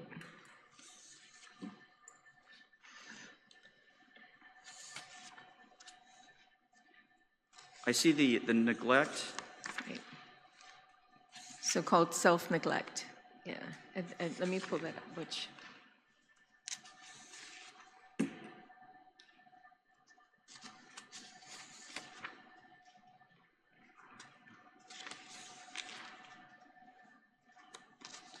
So under page 11, we have the, Yep. Okay. Well, this is the whole, see, that's why Title 15 should be reconciled with this. Because you have a public, we currently have a structure on Guam which uses a lot of the old probate type of laws in Title 15, but they do specifically talk about guardianship, and then it gets kind of muddled with juvenile guardianship. But the courts have clearly recognized petitions for guardianship that are brought by usually family members or the public guardian. If the person has self-neglect, they're not caring for themselves, it's usually indicative of the dementia, Alzheimer's condition, where they're no longer functional to take care of themselves depending upon their progression of the disease. So self-neglect generally manifests itself when an elderly adult with a disability refuses to provide for himself. So again, under Title 15, literally, if you have a family member, a grandfather, grandmother, mother, father that is living in squalor, but is cognizant enough to say, get out and don't bother me, an application can be made under Title 15 for guardianship. And that's where the court would come in, have the guardianship hearing to decide whether the person is cognitively able to take care of themselves. They have guardianships of the estate and guardianships of the person. And our courts have gone to the point of giving limited guardianship, so they don't take away that full civil right. And we're talking civil rights here. This is the right of we individuals to make choices without having someone else take over those choices. And the danger that we're seeing is, in my opinion, our financial institutions are doing a terrible job alerting, especially APS and law enforcement people. Whether they alert another family member or not, I don't know if that's going to have a difference, but when you alert the Attorney General's office, for example, a lot of the elderly use 6-month TCDs. They like to take their savings and put it in limited term certificates of deposit. As the progression of Alzheimer's occurs, they start forgetting when the TCD matures. And situations where the caregiver can be given a power of attorney, they can go into the bank under the power of attorney, renew the TCD, add their name to the TCD, and then even take off the name of the Manamco. That's the type where the banks see that they should have an obligation and a penalty associated with, if they are aware of this information, that a power of attorney, especially the power of attorneys, when they start coming in over people's property, if they see that, they should be punished if they don't send a referral over to the Attorney General's office, the public guardian, and then public health, adult protective services. And that's where the inquiries can start to be made, and an application can be done on behalf, especially the public guardian. That's their job for the most part, to actually go into court and make the application. Public health would have to get the AG's office or the public guardian to make the application on behalf of the government for the most part. And then we could also prosecute if we saw that type of shenanigans going on. Okay. It's happening out there, and even the banks are getting training on elderly abuse. As recently as early 2000s, there was bank training on detecting elderly financial material abuse. So, yes, Senator, that's in line with the, Madam Chairwoman, the Title 15, when a person stops caring for themselves. One of the first indicators of a deterioration in the cognitive ability, and people that know them before and then see them now, the system is set up like in a probate that the the heirs are the ones that protect the integrity of the estate being administered properly. In a guardianship proceeding and with the elderly, it's the family members and the friends that are being relied upon, not the government, because APS probably would not get involved unless there was a report that an elderly was acting unusually. So the system has to, our system has to accentuate relying upon family members and people around the elderly. Okay, so just for the record, that was on page 13, line 8. Yes. Regarding self-neglect, just wanted to get your 2 cents on that, because since when we go through these bills, when we go through the markup, we go step by step, and since you're requesting those other changes, then I just wanted your input on that one as we move forward. Thank you, Senator. And You're also, welcome. I would also look to Title 15 for your staff Okay. to look at the provisions within, I think it's Chapter 35 of the Title 15 Guam Code Annotated. Okay. The guardianship standards relate to what is being indicated here. On the self-neglect, right? Okay, Yes. good. Thank you so much. And at this time, I'd like to recognize the Deputy Director of Department of Public Health, former Senator Amanda Shelton. You are now recognized. Thank you very much, Madam Chair. Hafaday, I'm Amanda Shelton, representing the Department of Public Health and Social Services, reading testimony on behalf of Director Teresa Arreola. Hafaday, Senator Taitague, and members of the 38th Guam Legislature, thank you for the opportunity to testify on Bill 220-38, the Guam Elder and Disability Welfare Act of 2025. I want to begin by acknowledging the sincere and commendable intent behind the legislation. Senator Calvo's effort to strengthen protections for our Manamku and adults with disabilities reflects a commitment we all share, ensuring that Guam remains a place where our most vulnerable are safe, respected, and supported. My testimony today is provided in consultation with the Division of Senior Citizens, the Bureau of Adult Protective Services, and Michelle Gayet of the Office of Elder Justice and Adult Protective Services within the Administration for Community Living, U.S. Department of Health and Human Services. Together, these entities form the core of Guam's Protective Services Network. Our long-standing collaboration with ACL is not symbolic, it is essential. It keeps Guam aligned with national standards, emerging best practices, and the federal requirements that govern APS programs across the country. Through this partnership, Guam receives the technical assistance, training, and federal resources necessary to protect our most vulnerable adults. This alignment is especially critical now. At a time when APS funding is uncertain nationwide, any departure from the APS final rule places Guam at immediate and significant risk of losing Elder Justice Act resources. These funds are not supplemental, they are foundational. They support APS staffing, training, data systems, and the infrastructure required to respond to abuse, neglect, and exploitation. Losing them would have substantial consequences for both our current capacity and our long-term sustainability. For this reason, it must be stated plainly, the federal regulations governing adult protective services are not optional. They are binding requirements for every state and territory receiving elder justice funding, and they apply fully to Guam. The APS final rule issued by ACL in May 2024 establishes the first national minimum standards for APS programs. These standards carry the force of law and require APS interventions to be person-centered, least restrictive, and designed to maximize autonomy, dignity, and self-determination with services that are trauma-informed and culturally competent. APS programs must respect the autonomy and authority of clients to make their own life choices and ensure the preservation of a client's rights. With that context, I must respectfully express concerns about Bill 220-38 in its current form.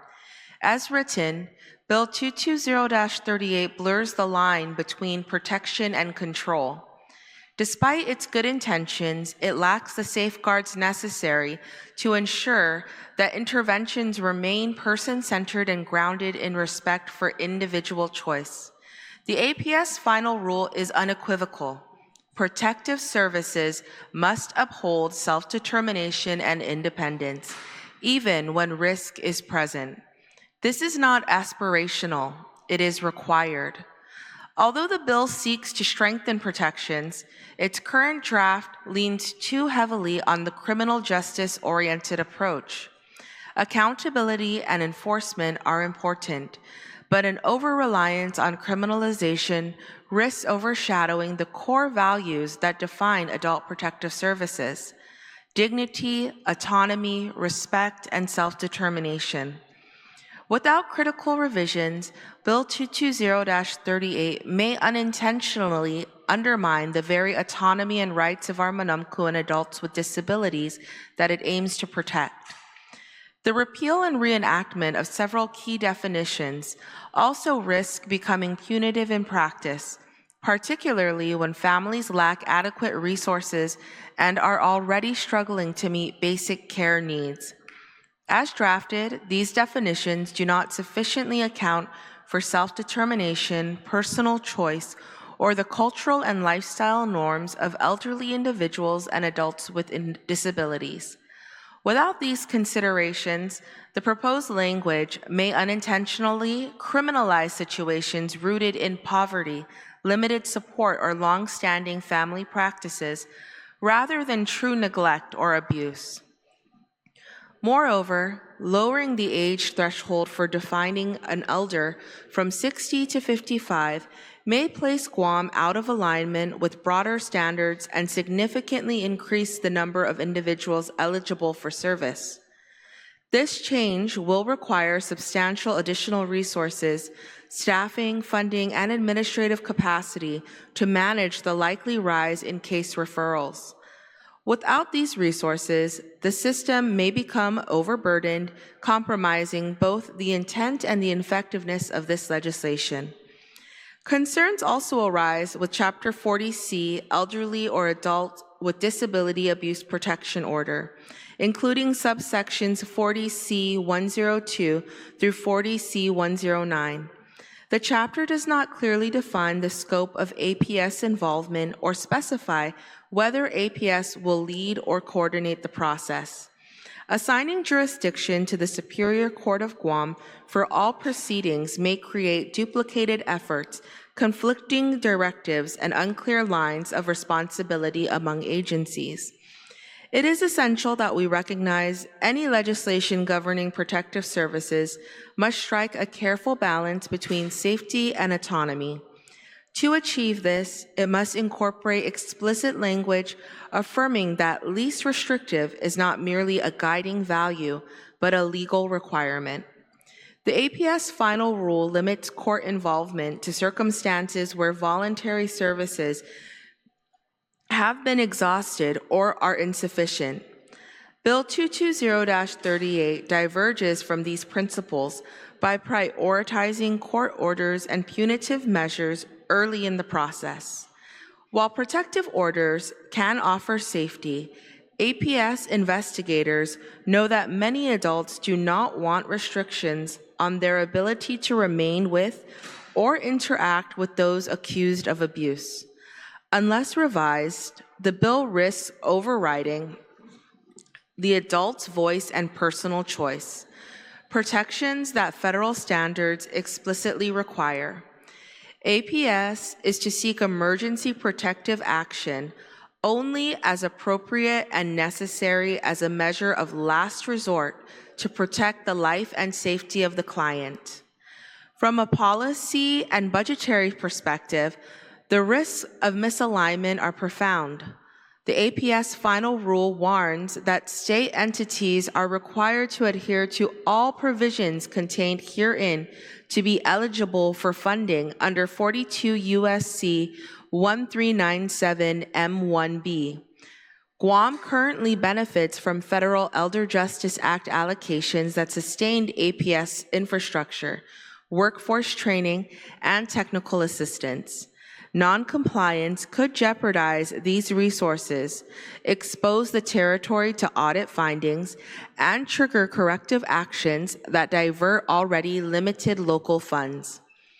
Equally important, misalignment creates operational demands that extend beyond compliance. Court-related activities and potential sheltering obligations require significant administrative capacity, including case management, documentation, coordination with judicial entities, and oversight of service delivery. Meeting these requirements will necessitate additional staffing, increasing the administrative burden on Guam's APS system. Without deliberate workforce planning and budgetary adjustments, the territory risks overextending its personnel, undermining service quality, and compounding compliance challenges. Furthermore, failure to align with federal standards may disqualify Guam from future APS system improvement grants, collaborative initiatives, and pilot programs designed to expand protective services nationwide. Exclusion from these opportunities would limit Guam's ability to modernize APS and force greater reliance on local appropriations to sustain staffing and administrative functions, creating long-term fiscal pressures that affect both workforce sustainability and service capacity. As the final rule states, state definitions may not narrow the scope of adults eligible for APS or services provided. States must then provide assurances in their state plan that their definitions meet or exceed the minimum standards. Guam stands at a pivotal moment. Our task now is to bring 10 GCA Health and Safety, Chapter 2, Article 10 on Adult Protective Services, Public Law 31-278, Bill 220-38, and the APS Final Rule into one cohesive framework, protective, proactive, and progressive. Alignment does not weaken our commitment to safety, it strengthens it. When we ensure that all supportive measures are exhausted before turning to court intervention, we protect not only the physical well-being of the vulnerable adults, but also their fundamental rights to dignity and self-determination. This is the essence of person-centered care, protection that empowers rather than controls. With thoughtful refinement, Bill 220-38 can help build a system that truly honors the values of our Manamku and adults with disabilities that they hold most dear: self-determination, autonomy, dignity, and respect. To accomplish this, the Division of Senior Citizens, the Bureau of Adult Protective Services, and our federal partners at the Administration for Community Living must be formally included in the drafting and refinement of this legislation. These agencies are the frontline experts. They understand the operational realities, the needs of our elders and the adults with disabilities, and the federal requirements that govern APS practice. Their involvement is essential to crafting a bill that is effective, compliant, and sustainable. For these reasons, I respectfully urge the legislature not to advance Bill 220-38 in its current form.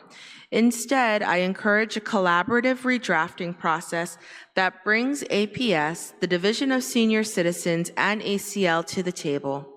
By doing so, we can create a framework that not only protects, but empowers, one that upholds the rights of the Manamku and adults with disabilities, and reflects the values that define who we are as a community. Andanklu Nasidus Masi for your time and for your commitment to protecting Guam's most vulnerable. Signed, Therese Areola, the Director of the Department of Public Health and Social Services. And for those in the committee, we have provided a comparative view for Bill 220 to the Adult Protective Services Final Rule, and some amendments to the bill as well for your consideration. Thank you so much, and it's quite extensive what you put together, so we're looking forward to the committee working with you and discussing further, because addressing some of the concerns that you have. Yes. At this time, I hope my colleagues don't mind, but I know the Attorney General has a prior engagement, so if you can, Senator Shelton, if you could just allow him to answer the questions, and then we will circle right back for any of my colleagues having any questions for you. Absolutely. Okay, so at this time, I also like to recognize into the record we have a testimony that was provided by Michelle Sablon on February 5th, 2026 for Bill 220-38 on the Guam Elder and Disability Welfare Act. And she writes, Michelle writes in support of the legislation. Okay. And at this time, I'd like to recognize Senator Gumatauto and my colleagues, just for the Attorney General, because he has a prior engagement, and then we'll circle back for a next set of questions for public health, if you don't mind. Okay? Senator Gumatauto, you're recognized when you're ready. Yes, thank you so much, Madam Chair. And while I have the Attorney General here, I know this, if we're looking at the definitions, the last time that it was updated, just looking at the statute, it was 2012. So we're kind of, it's been a bit of time that when we're looking at it, obviously it goes back to 1989 at the start of the original enabling statute for adult protective services. But I just wanted to ask you, while you're here, when we think about the amount of folks that might be, or investigations that might have been started at public health and given to you, can you share with us if there's any, I mean, just from your experience, I know there's cases, but any final dispositions considered by the judiciary that were in line with their state operational plan that was entered into with APS, the 2021 to 2024 plan? Can you share with us how many cases might have been? I don't have that data right now, but I can say that because of the lack of attorneys on Guam, both in the private and in the government, when you've got when you're being deluged with the types of crimes and the meth epidemic on Guam, the Maslow's hierarchy of needs, we don't have the attorneys to withstand the types of abuse that's going on out there.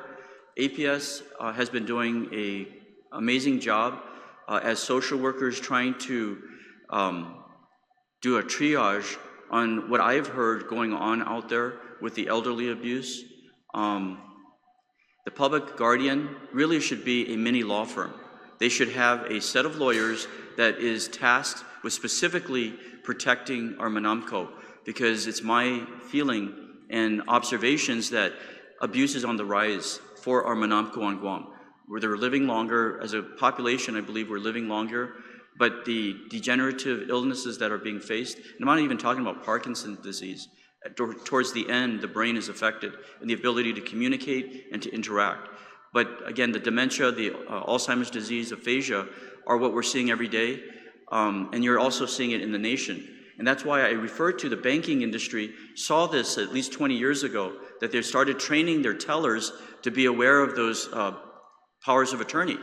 Watch the money, because that's how it starts going from the elderly's name, either siphoned out of the bank or transferred through banking processes. So certificates of deposit and the types of withdrawals being done need to have a watchdog over that. And again, I refer to the Office of the Public Guardian. But I know those guys, they're understaffed. They don't even have, they're not capable of withstanding the type of litigation applications to the court. And I with deference to the Senator Shelton here, maybe the committee should look at integrating these amendments here with Title 15. The guardianship statutes, this is all about guardianship, coming in and taking away a civil right. The guardianship of the person, guardianship of the estate, or a full-blown guardianship, where both are taken away from the individual and then given to a responsible, trustworthy administrator while the person's alive. So right now, the public guardian only has one attorney. It's the public guardian themselves. That's correct. They only have one. I think they just have one staff member. I don't even know if they have an investigator. Right. You literally probably need 5 lawyers in there to help out APS and the AG's office to make sure, because the criminal side is the most significant, because we can go in there and indict very quickly without having to go through all these these rigmaroles of civil proceedings, appeals, and so forth. The criminal code is, and that's how I run our AG's office right now. If we see a matter where a civil complaint could be possible, if it qualifies as a theft by deception, we indict it. And that's how we try to cover having to spend or find an attorney. That's our greatest problem, is finding attorneys. Got it. Thank you so much. That's my only question for the Attorney General. Thank you, Madam Chair. Thank you so much, Senator Gumatauta. Senator Barnett, you are now recognized. Si just Masi, Madam Chair. So we're going to be able to ask the Attorney General, and then are we getting another round for public health? Okay, si just Masi.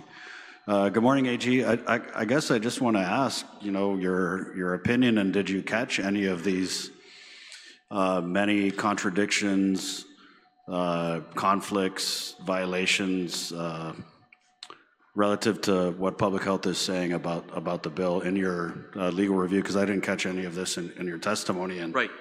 Wow, So, I mean, it's pretty quite an intense, extensive list, right? The review.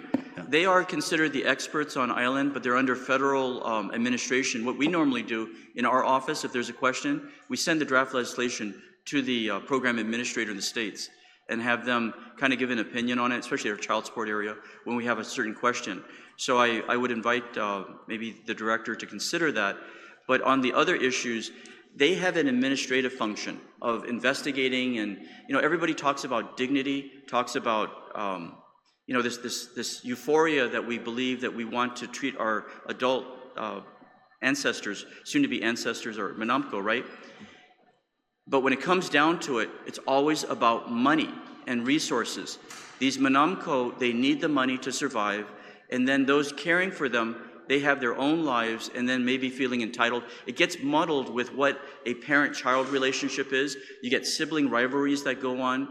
The full spectrum of all this comes to play with APS, Public Guardian, and the Attorney General's office. So if we cut to the chase, the legislature is being asked, it appears to me, through this bill, to better protect our Manamco. I'm saying there's a practical side of better protecting a Manamco. You can't just say, hey, get a lawyer and go to court. You can't just go to court these days. You need to have a lawyer, or the judges are going to dismiss your case or laugh you out of court. You need to have a process. The process is underfunded right now. We don't have enough public guardian attorneys over there.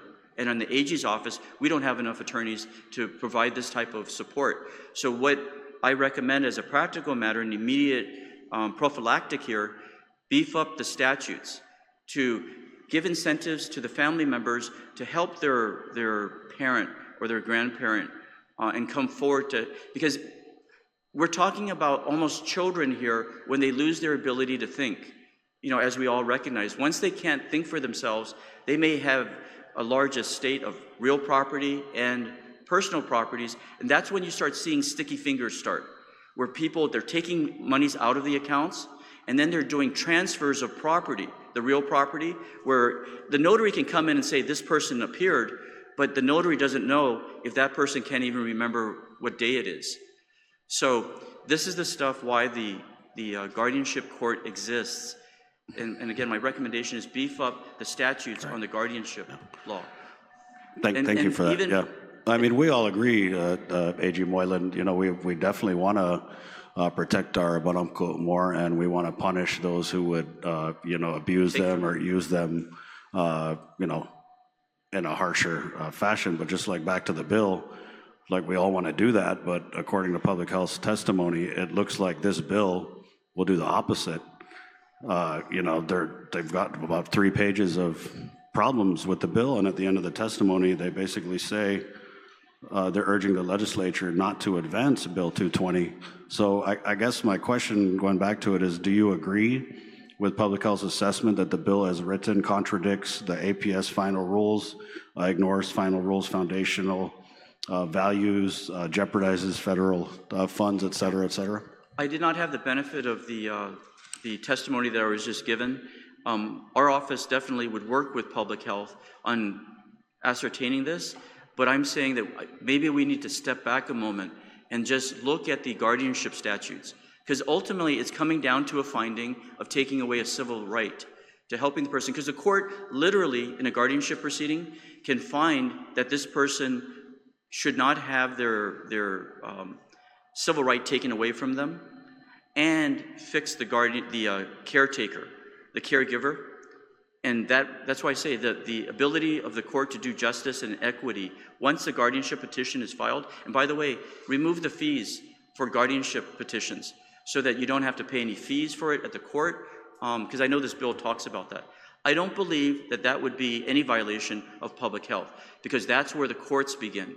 Whether it affects them on their investigations and their federal funding is a different question.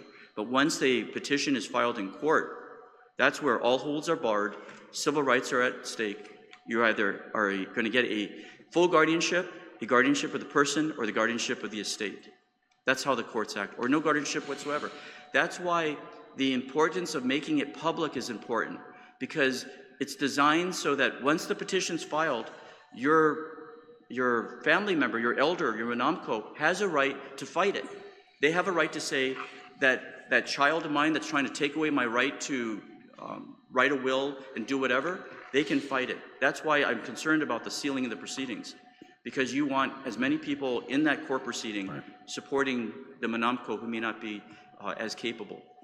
Thank you for that, AG. And yeah, you're bringing up a lot of great ideas relevant to the issue. You know, as a member of the committee, I'm committed to work with the chair and the other members to look into these things. But I would just ask that, you know, and if you have the time to look at the concerns that public health has raised, as Absolutely. you said, the experts, and we definitely don't want to move forward with a bill that intends to help the manamko, but actually, you know, does the opposite. So I feel like we have to be careful and heed the very comprehensive testimony that was submitted by public health. So, Sijos Masi, Madam Chair, and thank you again, AG Moylan. Thank you so much. Senator Terlaje, you recognize? Thank you. So for the Attorney General, I agree with you. I think we can take a look at the guardianship proceedings and maybe make changes there as well. But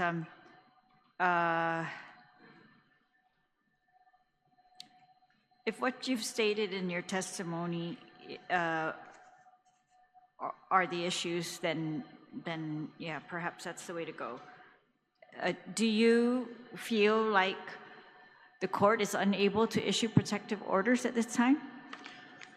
The court has a process, and when I hear protective orders, I'm thinking the court is moving forward with trying to make it more, they're trying to remove a lot of the procedures that a lawyer would normally have to be attuned to. I think they have the pro se. They're making it, and I also have a concern about due process, to have an order imposed upon you so quickly, because there's a due process on both sides. The ability to go in and petition, and then the person who's getting the order imposed upon them. The guardianship proceedings are dangerous because to get a protective order to stop a caregiver from being a caregiver is one aspect. But if you take away the caregiver and the person is vulnerable, the typical protective order is protection from abuse in a spousal situation. When you take away that spouse from the other spouse, that protects the victim, and they have cognitive abilities to continue their lives. When you go in and you take away a caregiver from a person that needs a caregiver, but the caregiver is doing some wrongdoing, you leave that person vulnerable.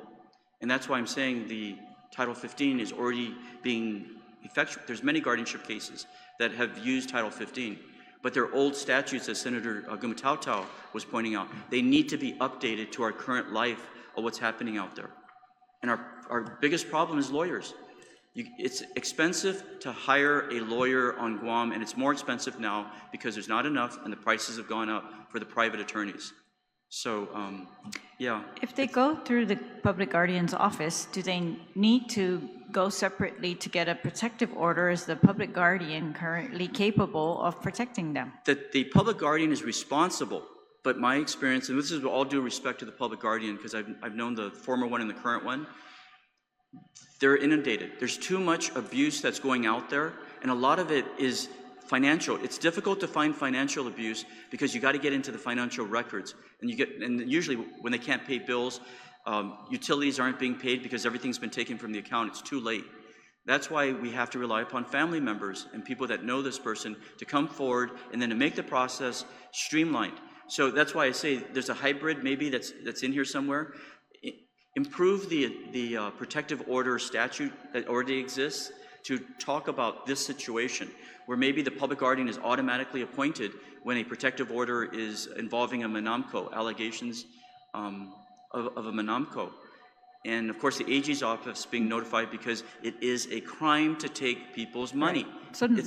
So normally a public guardian, if they're involved, would kind of potentially take over the assets and protect them, Yes, with a starting court order. immediately without any court order. They don't need it. They can do it. And then if they want a stay away order, perhaps they would have to go to court or something. But The petition itself, and again, that's part of once the petition is submitted under a guardianship case, the court can issue those type of orders. Yeah. That this person shall no longer be Yes. within 500 feet.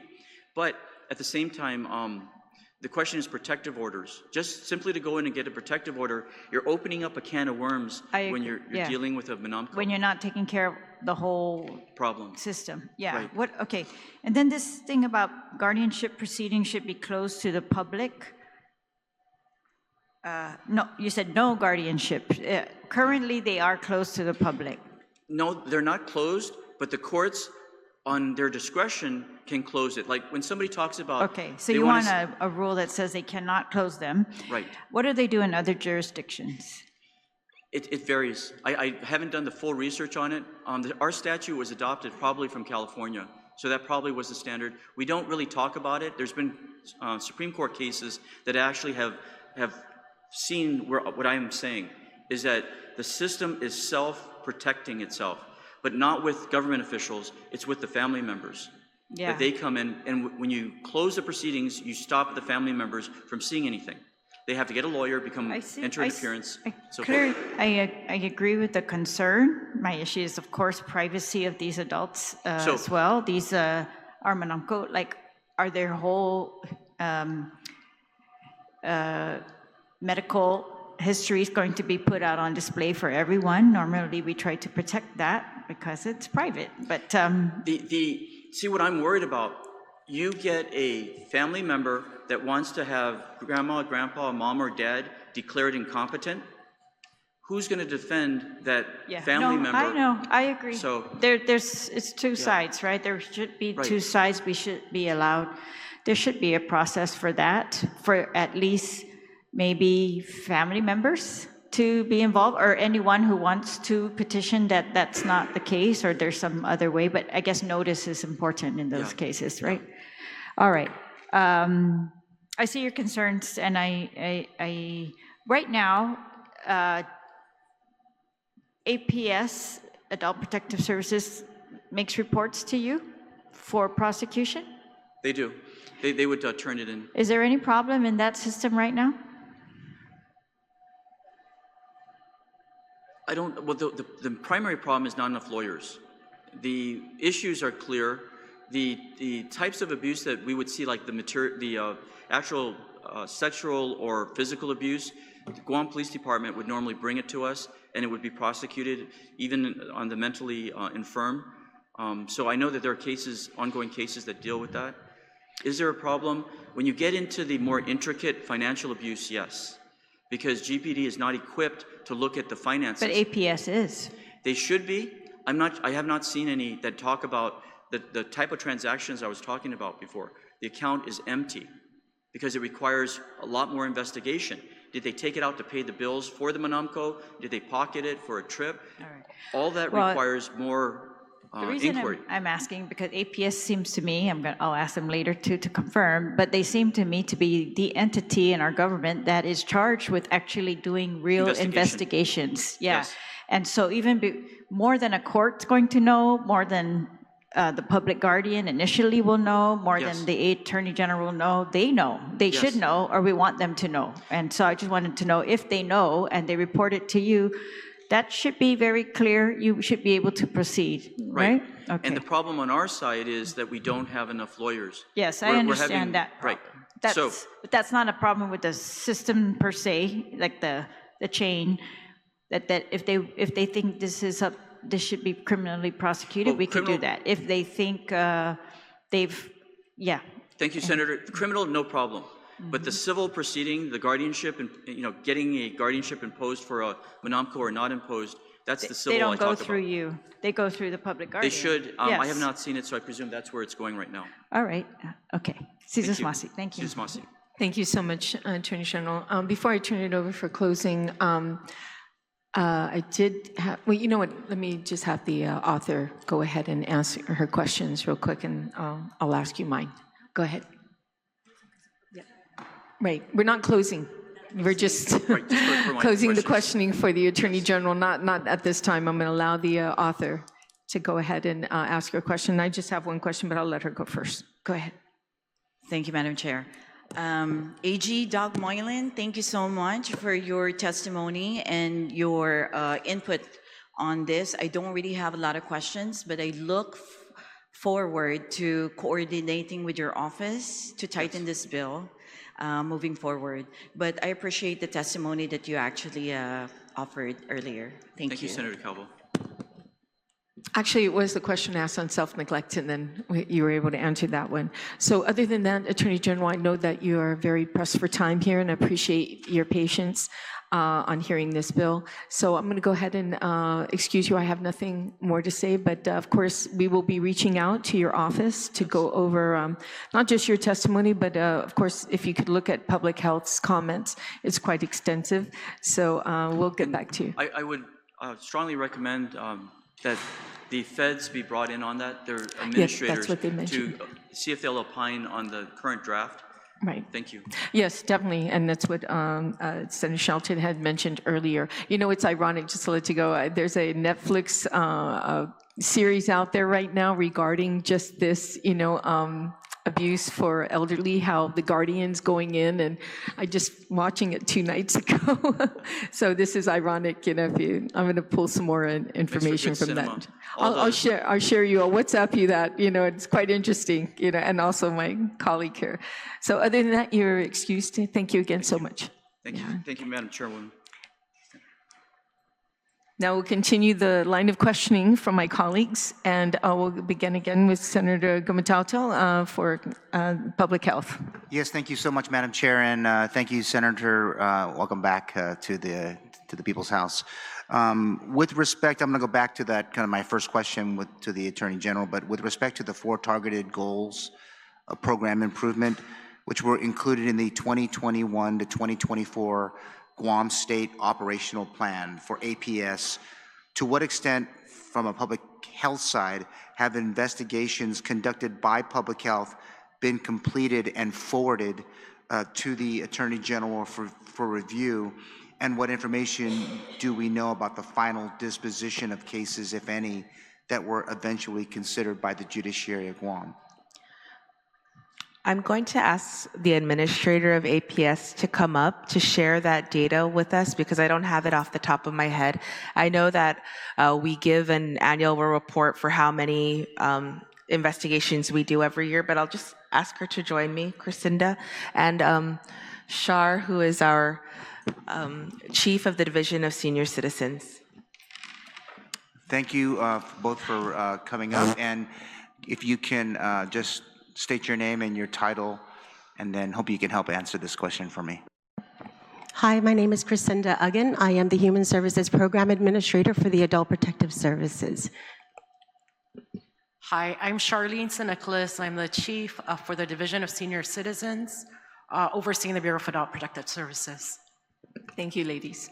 Okay, so can you answer, perhaps, maybe, or at least offer some insight? So I arrived with the Adult Protective Services in December of 2023. So I cannot account for the years prior. However, in FY24, I do believe there were 2 submissions of declarations from the Adult Protective Services, and then for FY25, there were approximately 5 declarations submitted to the Office of the Attorney General. Did any of those 7 cases go all the way to I guess, final At this proceeding? point in time, we have not had any updates on it. However, we can find out, but we have not been notified either from the Office of the Attorney General whether that has whether there were any further proceedings. Yes, I would hope that at some point, as part of your process, at least into the plan reporting, that maybe to be able to at least find out where those things went.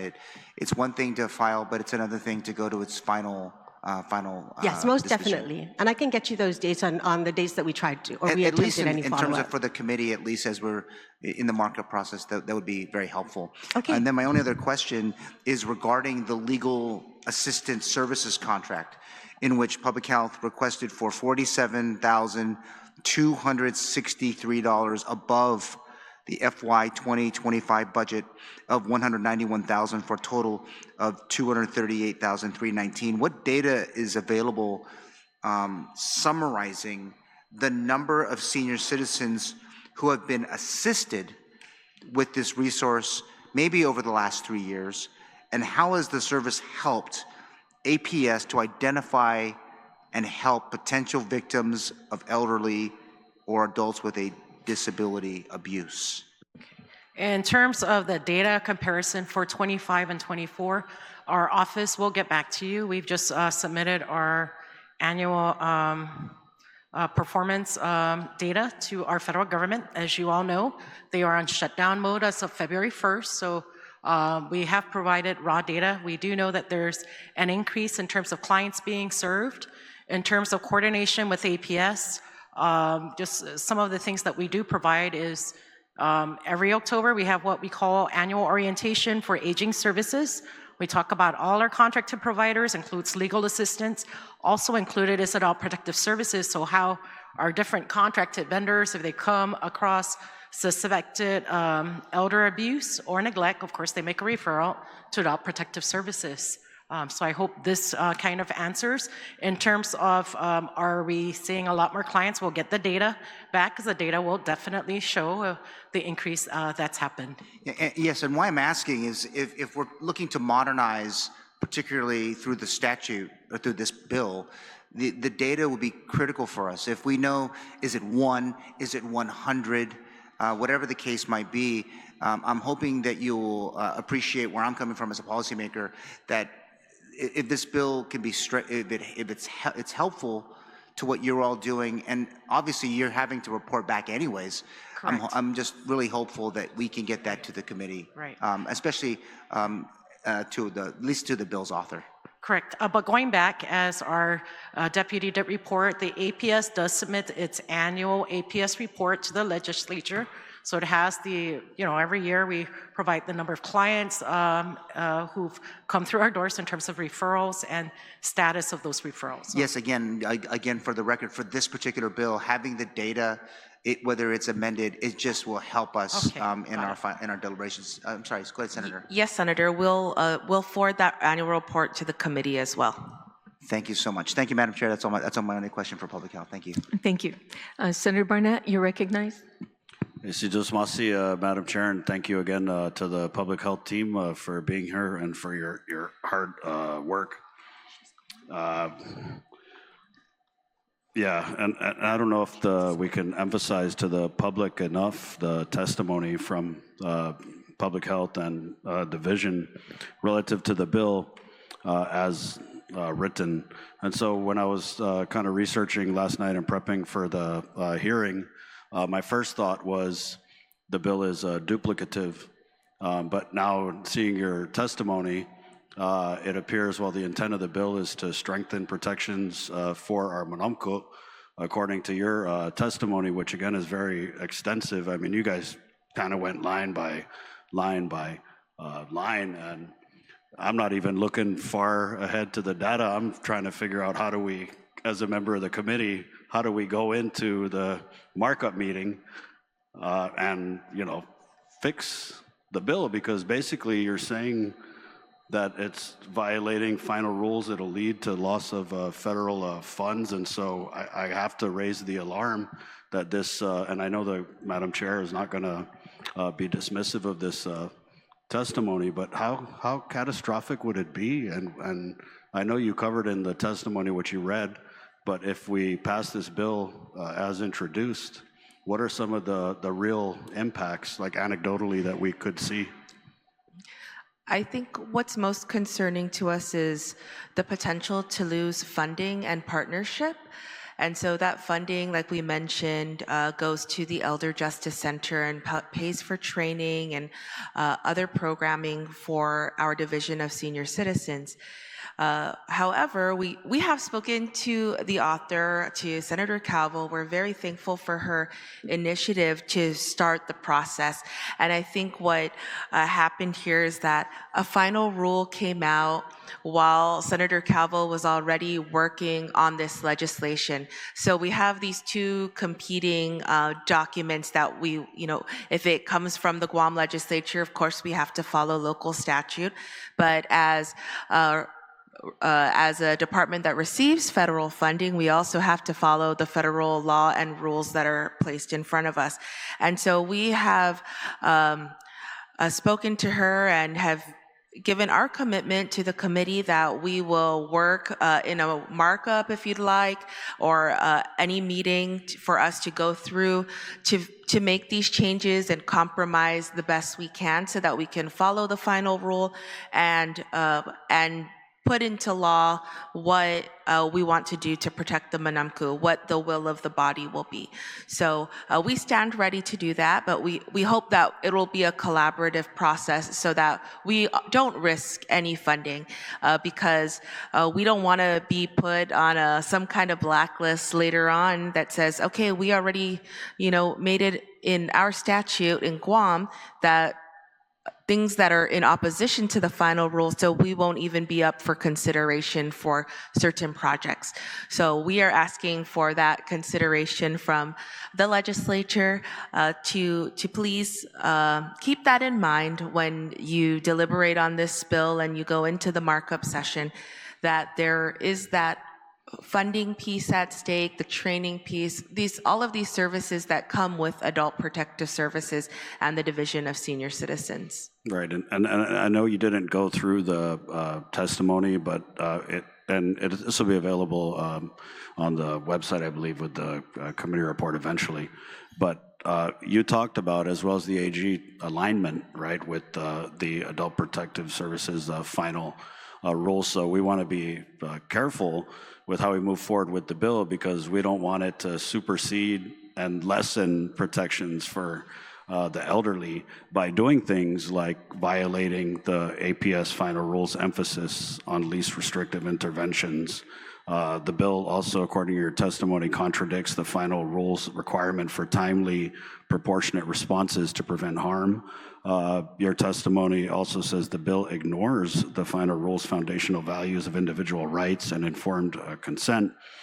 Further, your testimony says that the bill as introduced conflicts with the final rules guidance that APS should lead protective interventions in collaboration with other agencies. Your testimony further says that the bill as written disregards the final rules emphasis on interagency collaboration and stakeholder engagement. And with all due respect to those viewing, that's just one page of the concerns of the bill. So again, as a member of the committee, Madam Chair, it definitely seems like we have to be very prudent in how we proceed because and again, for the viewing public, when you're talking about a bill that says that it's Elderly and Disability Welfare Act of 2025, some elected leaders might be hesitant to be critical of the bill, but I'm not, and I think that we have to heed the call from you and be very careful in how we move forward with these things, especially when there are already federal guidelines on the books, and we don't want to jeopardize. Lord knows there's so much instability with the federal government, whether it's the dismantling of DOE or, the elimination of programs that, serve our most vulnerable, that we got to be careful how we move here in this body. So, yes. Yeah, thank you, Madam Chair. I really appreciate the time, and thank you again for your very thoughtful, informative testimony, and have a good day. Yes. Thank you very much for those comments, Senator Barnett. And I just wanted to, again, state that we were working on these I know Senator Calvo was working on this legislation while more guidance for the final rule was coming out and how that would be applicable to Guam. And so we know that it's very good intent in the bill, and we're happy to work together to make sure that it works out for all of us. Thank you so much. And at this time, I'd like to recognize Senator Terlaje. Please proceed. All right, I guess I'm confused because you said we should not proceed with the bill, yet you're saying now we need to do something more and do more, like incorporate this bill into some other legislation. What is the problem that APS is having right now? Do you feel you are not authorized to do? Well, not that we should not proceed with the bill, not to proceed with the bill as written is what our testimony it says, as in its current form. So we know that it needs work, and we have the recommendation of what should be in the bill. The APS final rules that came out do require some, as in all of these charts, there's 3 pages of charts for you all, right? So in the APS final rule, there are things that we will have to follow and that we were ready to come to Senator Calvo for eventually to start the process. And You're so saying that currently you can't follow the APS rule with additional changes to Guam law?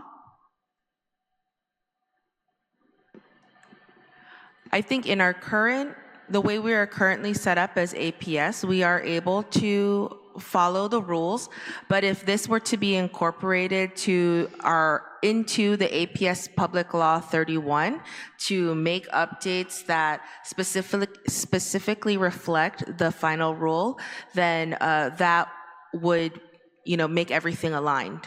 So yes, we can follow the law right now. We can follow Public Law 31-278, and we can follow the federal final rule. But if this bill were to move forward, we'd ask that that be taken into consideration to align it also that the final rule, what came out in the final rule is included in the legislation.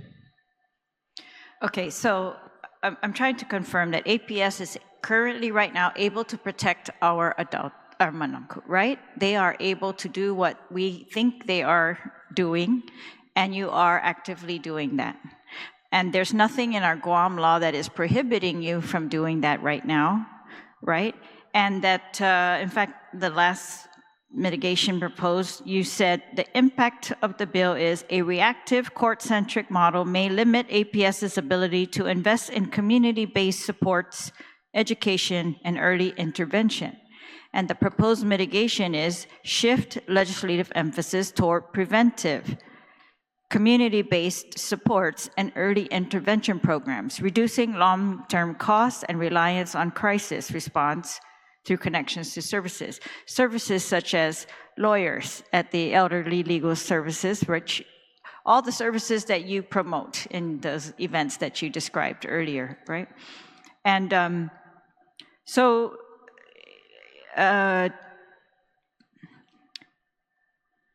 bill makes a big emphasis on these protective orders. Maybe you can speak to that. How do you protect people right now if you suspect they need to be protected from some person who is abusing them? Okay, that was kind of compounded for me, but let me try to get through it. So the AC, in terms of, let's go back to the first thing, on whether or not we can protect and are protecting. We definitely are protecting and can protect. The APS final rule was issued in May of 2025 and allowed us, I believe, to June of 2028 to implement the final rule. And that is why I said in its current form, it doesn't consider the definitions, at least as an example, the definitions within the final rule. So this is really an opportunity to use Senator Calvo's bill 220-38 as a mechanism to do so. Your question as to whether or not we are unable to provide protective services, we can. We do work with the very agencies that anybody else would. If there's required protection, we would reach out to the Guam Police Department. We coordinate with varying agencies, Guam Behavioral Health, the Department of Integrated Services for individuals with disabilities. We also reach out to Legal Assistance Services, as well as the Guam Memorial Hospital and the Guam Regional Medical Center, if anything is involving, for example, medical concerns. I'm sorry, it's kind of cold in here, but It is, sorry. so we do coordinate and collaborate with those agencies to provide the least restrictive protection for our elderly who have been referred to the Adult Protective Services because there are concerns regarding their safety and their wellness. So yes, we do collaborate. Yes, we are able to provide protections, and we do do our due diligence in investigating these referrals. So. All right, and do you have any problem getting them legal help when they need it? In terms of legal help, of course, anything can be improved upon, including the timeliness of relaying of services and collaborating and coordinating efforts. We do multidisciplinary teams, which invites everybody to the table in terms of a case or a referral made that may require services. So that is a common practice for our team, to invite these agencies and organizations, which may include legal assistance services. Okay, and do you work with the public guardian, and when?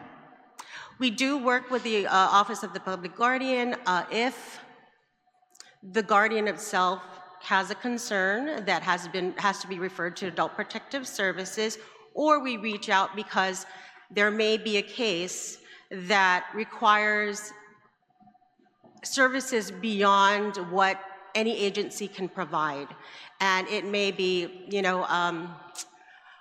concerns that there are no family members that exist and that we're going to be in need of their services. So yes, we do reach out if in fact the case involves them or should involve them. All right. Yes. What do you do if you suspect financial abuse to protect from further financial abuse while you're investigating?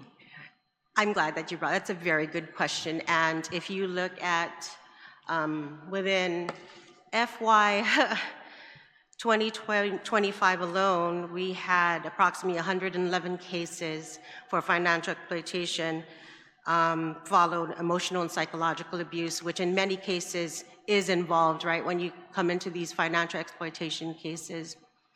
Now, these cases, if in fact we see there is deliberate abuse of finance, right, including access to accounts, right, of the elderly, we do step in, we do make contact with these financial institutions, we do involve the Guam Police Department if it was necessary or we are unable to do it on our own.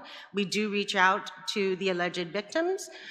In most cases, we do question or interview the alleged perpetrator, and acknowledging that there is something that may be wrong and requires immediate retrieval of the accounts, of the cards that are used, and any other documents that we may need in regards to that case. So we do involve the agencies that are applicable.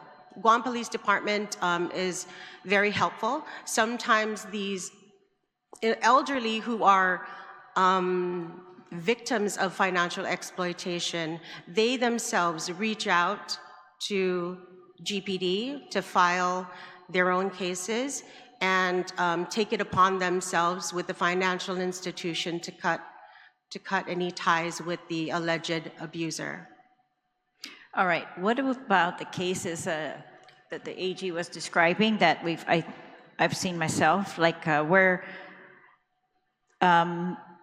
elderly get reliant on caregivers, and then other family members are kind of kept away, not able to have as much contact as before. Is that a case that APS would intervene in? Or, because I see in your chart, you talk a lot about the consent. Yes. But it's kind of a circle, right? We're trying to get consent from somebody who's might be under duress or under undue influence, right? Under pressure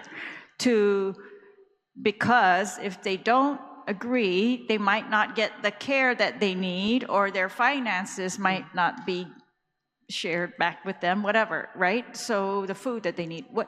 What do you do in cases like that? Very good question. There are practices involved. We do separation interviews. We creatively try to attain access to the alleged victim on their own. Just because they have caregivers doesn't mean, in many instances, that they can't be removed from the environment for a unbiased interview or an investigation. Can you do that without their consent? So if you look at the mandate, and I'm hoping that I'm stating this right, we request consent from the victim to conduct the investigation. However, it does not prohibit us from investigating the circumstance of the referral. So if in fact they do not consent, and we respect that, we can always still investigate to understand what the circumstances are. And based on those circumstances, we can provide connection to services to assist, to assist the case, to assist improving that process. Now, if in fact it involves abuse and it involves financial exploitation, for example, then we are and we should, proceed with that investigation. All right. Yes. So is it fair to say that family members, if they are concerned that they are being kind of kept away from their parent and that they're not sure what's happening with the parent's finances, what should they do? Should they contact APS even though they can't prove it and ask you for help, or should they contact somebody else? They can contact Adult Protective Services, and that is not relative to any investigative findings, but it is very, very prominent in our work, in our line of work. We have families who are torn apart, and it's very difficult, but mediation is a very big thing with Adult Protective Services, because you have parents who are just, I don't want them to fight. It's very heartbreaking to see that at this age, they're still worried about their children. And that is why it's important that we look at the least restrictive environment, because sometimes immediate mediation with these families and connection to services such as counseling and therapy ultimately can result in a very positive thing. But we do not take lightly those who are financially exploited, to include land, to include monies, benefits. That would take precedence, because that ultimately is the reason why they're fighting. But, it's a matter of the process of this investigation that we can determine that. Without the investigation, it's very difficult, because we have to look at all aspects, get all the investigation from the abuser, from the abused, as well as family members who have the same level of concern. Yes, I thank you for that work. I don't envy that work, anyone, and I think it does take our entire community to help change that kind of, that's actually being allowed right now, right? So hopefully, I want to expose that more and show that that's not, that there are other ways. Maybe, our SINA don't understand that there are other ways to resolve that besides giving in to one person and to the exclusion of all others, just because you don't want them to fight, just because you're afraid, whatever. So I do appreciate your work. What do you think about this proposal from the AG that guardianship proceedings should be open to the public? I know that's not probably what you prepared for. I just wanted to comment, Senator, on the previous question and conversation, because like Cristinda said, we can receive 111 referrals for one specific type of abuse in a year, but you heard the data that only 2 in the last year were actually referred up to the AG after investigation, and then 5 in this last year, because we need the consent of the individual for us to get that far. And like Cristinda mentioned, there are so many things to consider, like the family dynamic and who's caring for them. So they don't want to bring a case upon a loved one or bring further division to their family, even though it might be the right and necessary thing to bring about justice. But I will say that in these last several months since Cristinda has become the administrator of this program, that and her team, they've been able to really work closely with the victims who are here to explain how the process works and to push them to take the necessary steps, not to feel fearful, but to be reassured that as APS, we will protect them, we will do what's necessary to remove them from their home or from that caregiver or get that protection order that's needed for them. So I think that they've been doing a better job at processing and the follow through to actually bring that comfort to our Manamku to help them to carry through with the case. Thank you. I very much appreciate that. And thank you for your work again. So yeah, I agree with any bill that wants to strengthen that, what you're already doing, what you're able to do. And if you see any other creative kind of ways to assist, particularly in Guam, that don't conflict with the final rule, then let's do it, right? Like, let's just find other places. And I know a place for them to live, if that becomes the issue. I know we're public health also working on that, so. Yes, right now we actually have a very good partnership between the Division of Senior Citizens and the Division of Homelessness and Poverty Prevention.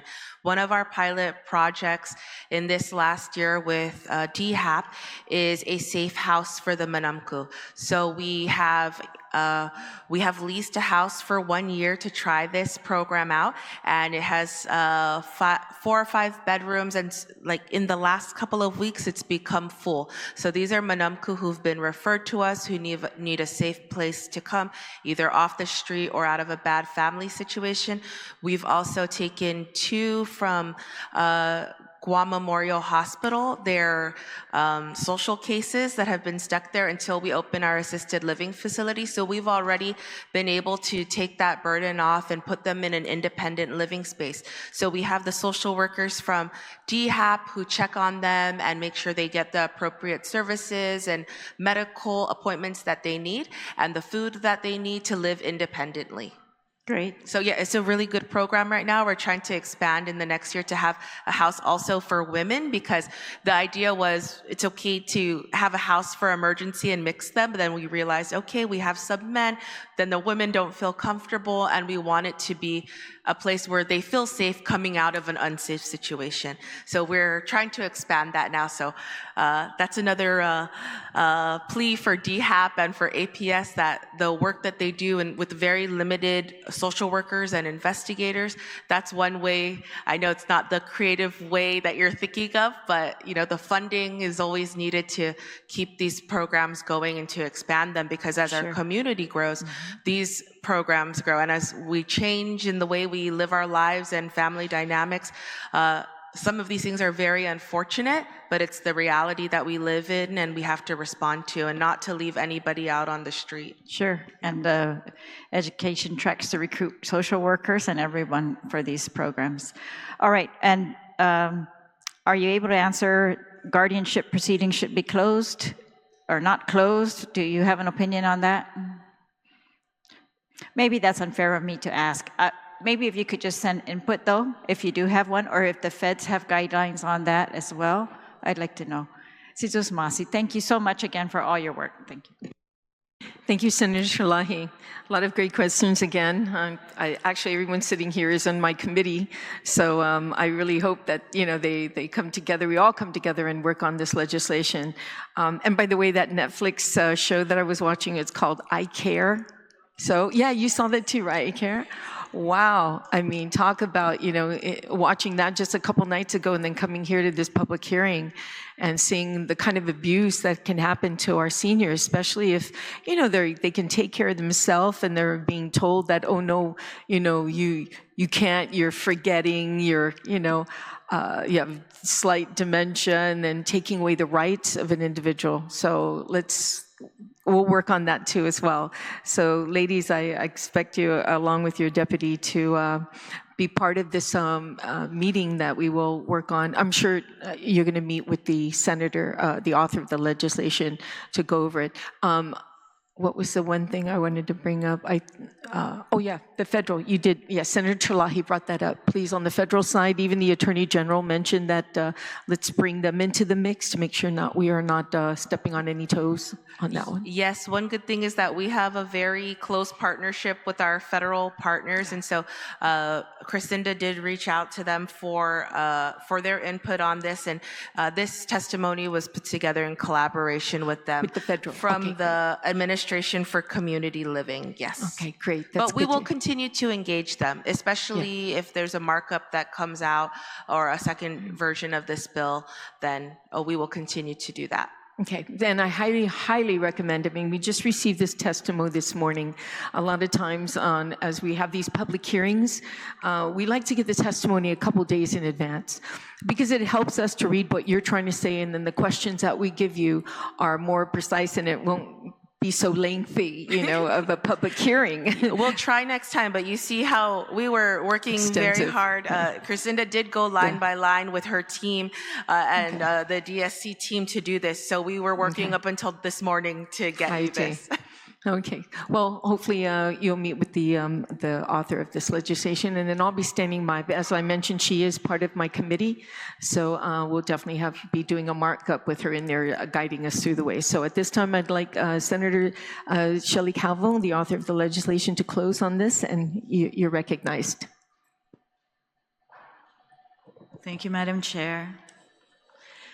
Now, I'd like to thank all my colleagues that were here for the very substantial and meaty questions that, and you guys, I'd like to thank you also for all your hard work and all the answers that you offered today.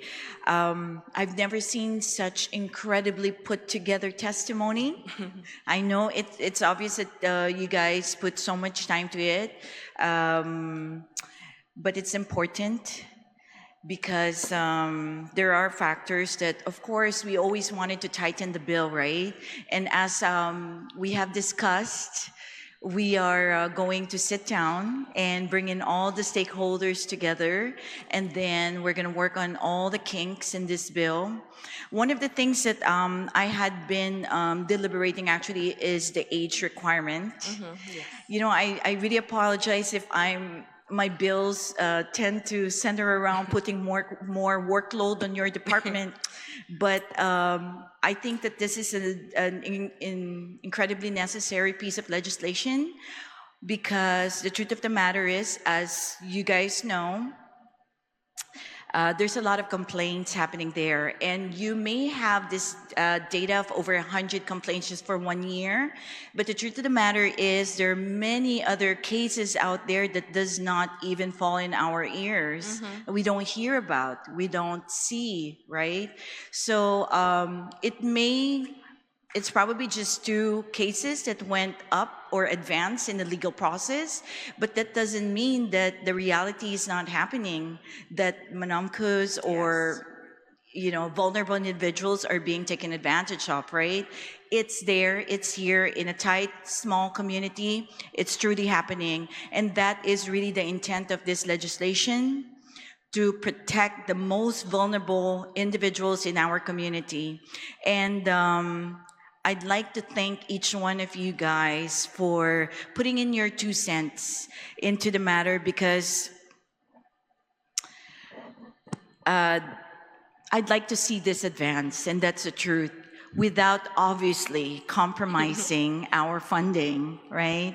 So we have all the experts that I think would come together through our good Madam Chair, through her markup, we can actually process that. But I think before the markup, Madam Chair, all stakeholders should sit down, and we have agreed, I spoke to Public Health, and we have agreed to sit down and consider.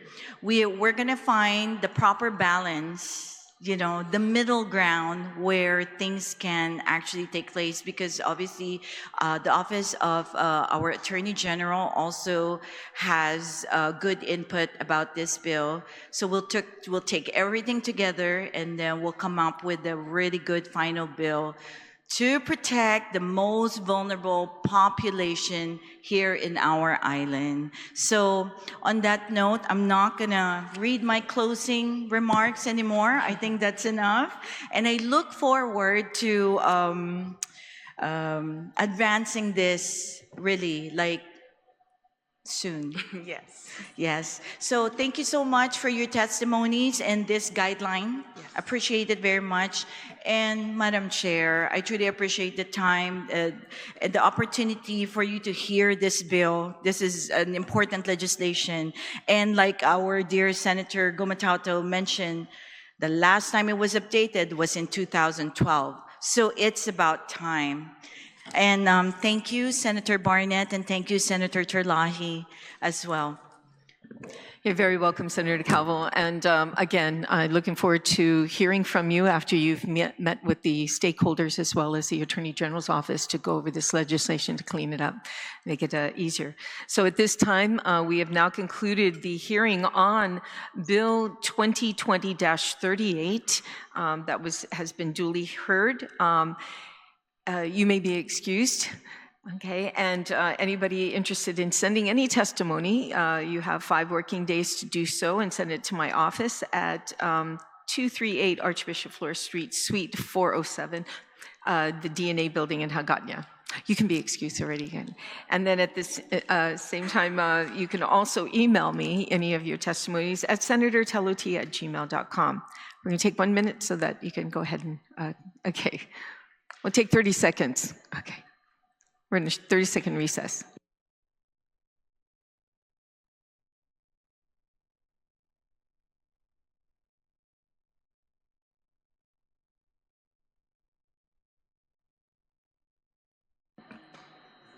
Okay, yeah.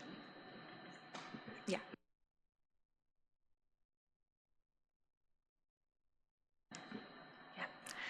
Hafaday, we're back from a short recess as we segue into the last bill on the agenda, which is Bill number 221-38. We received a fiscal note from BBMR and stated that the bill does not contain revenue-generating provisions, nor does the bill establish a new program or agency. Does not duplicate existing programs, etc.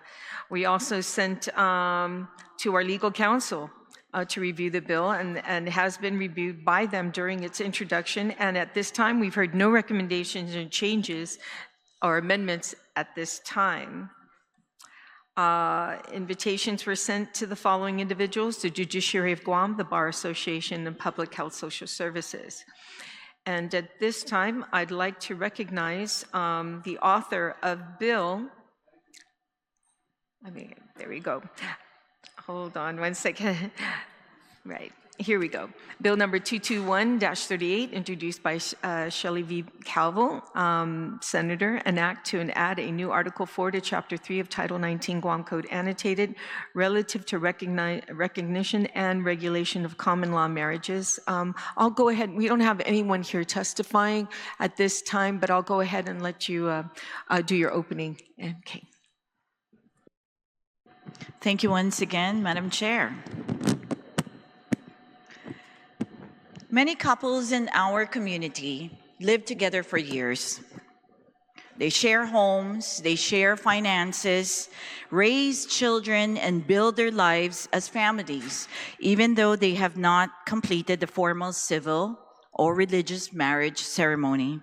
These relationships are not unusual or abstract. They're part of the lived reality for many families in our community and our island. What is often overlooked, however, is that these relationships extend well beyond the two individuals involved. They affect children, extended families, members, and the broader family system that forms around a household. When a relationship like this ends, whether through separation, serious illness, or death, the lack of legal recognition can place families in very difficult and uncertain conditions. Questions about custody, inheritance, property, medical decision-making, and benefits can arise at moments when families are already under significant emotional strain.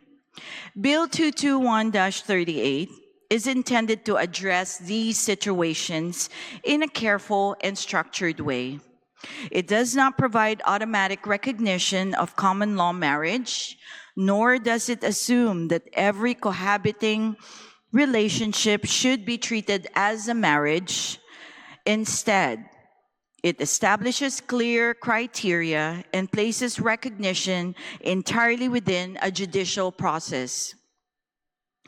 Couples seeking recognition must meet defined requirements, present sworn affidavits and supporting evidence, and ultimately obtain a declaration from the court. This ensures that recognition is deliberate, evidence-based, and subject to appropriate oversight. I also want to be clear about what this bill is not. It is not an effort to redefine marriage, diminish its meaning, or challenge the sacredness of the institution. Marriage remains a deeply respected commitment in our community, including myself, very much so. As a married woman myself, I value that institution and the responsibilities it represents. This bill does not change the requirements for civil marriage, nor does it discourage formal marriage in any way. What this bill seeks to do is to acknowledge that when long-term relationships meet established standards and function as families in practice, our legal system should have a clear and consistent way to respond, particularly when children and vulnerable family members are affected. So by providing structure, safeguards, and judicial oversight, this measure aims to protect families while preserving clarity and due process. As we hear from everyone today, I look forward to thoughtful discussion and tightening of this bill on how this framework can be implemented responsibly, how it fits within our existing family law system, and whether there are areas where further refinement may be helpful as the bill moves forward. Sidus Masi. Thank you, Senator Calvo. At this time, we have nobody who's here to testify. However, we do have a sign-up sheet. The Attorney General of Guam has marked that he opposes the bill. We'll look forward to seeing his testimony explaining his opposition to this legislation. But in the meantime, I'd like to open up to my colleagues if they have any comments they would like to make at this time. Senator Barnett? Or Senator Terlaje? Thank you. Yes, I came to this hearing because I wanted to see what the public had to say on this. There are definitely pros and cons to something like this, right? Right now, Guam does not recognize common law marriage, except luckily some insurance companies have recognized common law marriage and have given benefits to common law partners. But as the author stated, this bill would allow many other benefits that legal marriages currently provide. My concern is that it says, I guess first of all, it says elements of the valid common law marriage, and then there's a judicial declaration of the common law marriage if they find these elements. And it's not clear, I guess I for sure want clarification whether a common law marriage can only be recognized by a judicial declaration, or if it can be, as the statute, the bill says, valid and recognized under Guam law if the parties do these 5 things, which is kind of on their own without the court, and they can just declare this. And it's, I guess I'm I think we need to hear from legal experts as to the full implications, because this bill would allow this to be recognized even after death of a person. So in other words, if your partner dies, one of the parties would be able to come in and say up to 3 years later that we were a common law marriage. But one of the elements that must be proved is that mutually and voluntarily agree to be married. And I guess I just feel like it's very hard to prove that after the fact. And I guess this is going to allow them to prove this even after termination of a relationship, not just by death, but just after a termination of relationship, that they can come in after 3 years later and say, oh, but we were married and now I'm entitled to your inheritance, your property, spousal support, custody, medical decision-making, employment and insurance benefits, even though we didn't do what was necessary to ensure that while we were together or while we were alive, and now we're going to do that after we've already split up and maybe with other people.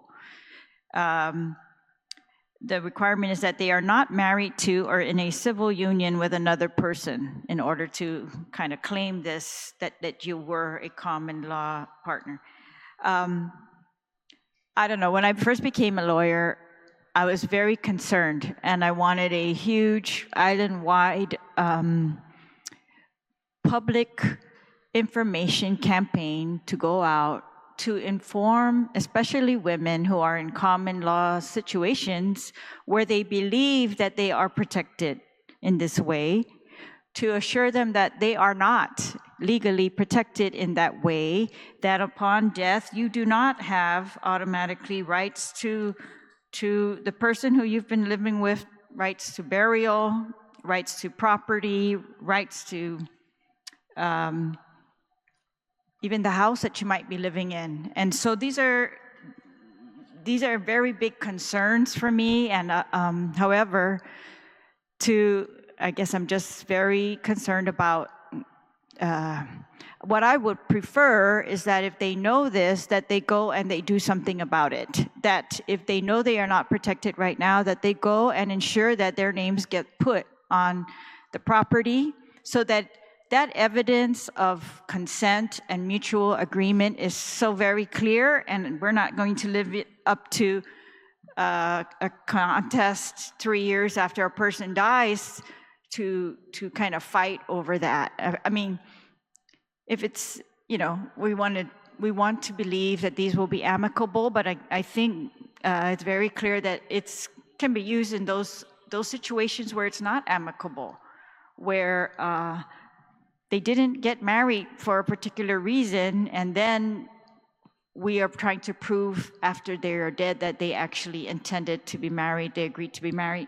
So it's just hard. I mean, I just, I think we should just do the opposite, perhaps, and that is, we've already established a civil law center. And I think we should just allow them to help those who are in common law situations to protect themselves legally through the actual paperwork that is needed for each of these situations. For example, whether you're going to get inheritance, then deeds should be made. If you're going to get custody of children, perhaps that were not your children, but they were your spouse's child. I don't know. It's just, that should all be, I think, made by agreement of the parties and documented in legal ways that are available to us right now. But I'm very open to testimony on this. I know this affects many, many people on Guam, as the author said, so this is a big concern of mine. I do want protection for those who believe that they are in these situations and all the promises are going to be honored. But I do want to, by this hearing, also say that you are not protected. And so if you need to be protected, there are ways to do that. And we should, provide services so that they can actually do that right now before we have to have a contest later on. But again, thank you for the author of the bill. I do absolutely appreciate that this may affect so many people on Guam. Thank you, Madam Chair. Thank you, Speaker Terlaje, for those comments. Before I turn it over to, Senator? Okay, great. I wanted to make sure. Senator Barnett, you are now recognized, sir. Sidos Masi, Madam Chair. I actually thought there was something recognizing common law marriage on the books already, and I think that's the kind of the misconception that a lot of people have, is there's this myth that if you've been together for 7 years, then somehow you enter into a common law marriage and you're protected, which, as some of us are learning here today, that's absolutely not the case. So I just find it interesting that a lot of people have thrown around this 7-year term, but the bill actually makes it possible for people who have cohabited as spouses in Guam for less than 2 years to be recognized as common law marriage. So, the bill, to me, it's a little sketchy in some of the scenarios that it makes possible, especially after the death of a partner. So I definitely don't support moving forward with this legislation, especially if, if the court is the one that could recognize the marriage, then you're going to court, you might as well just get married. You know what I mean? And that's what I would just encourage. And I've done a lot of weddings for people who have been in situations where they're very cognizant that, they're not able to share in benefits, share in property, so they get married.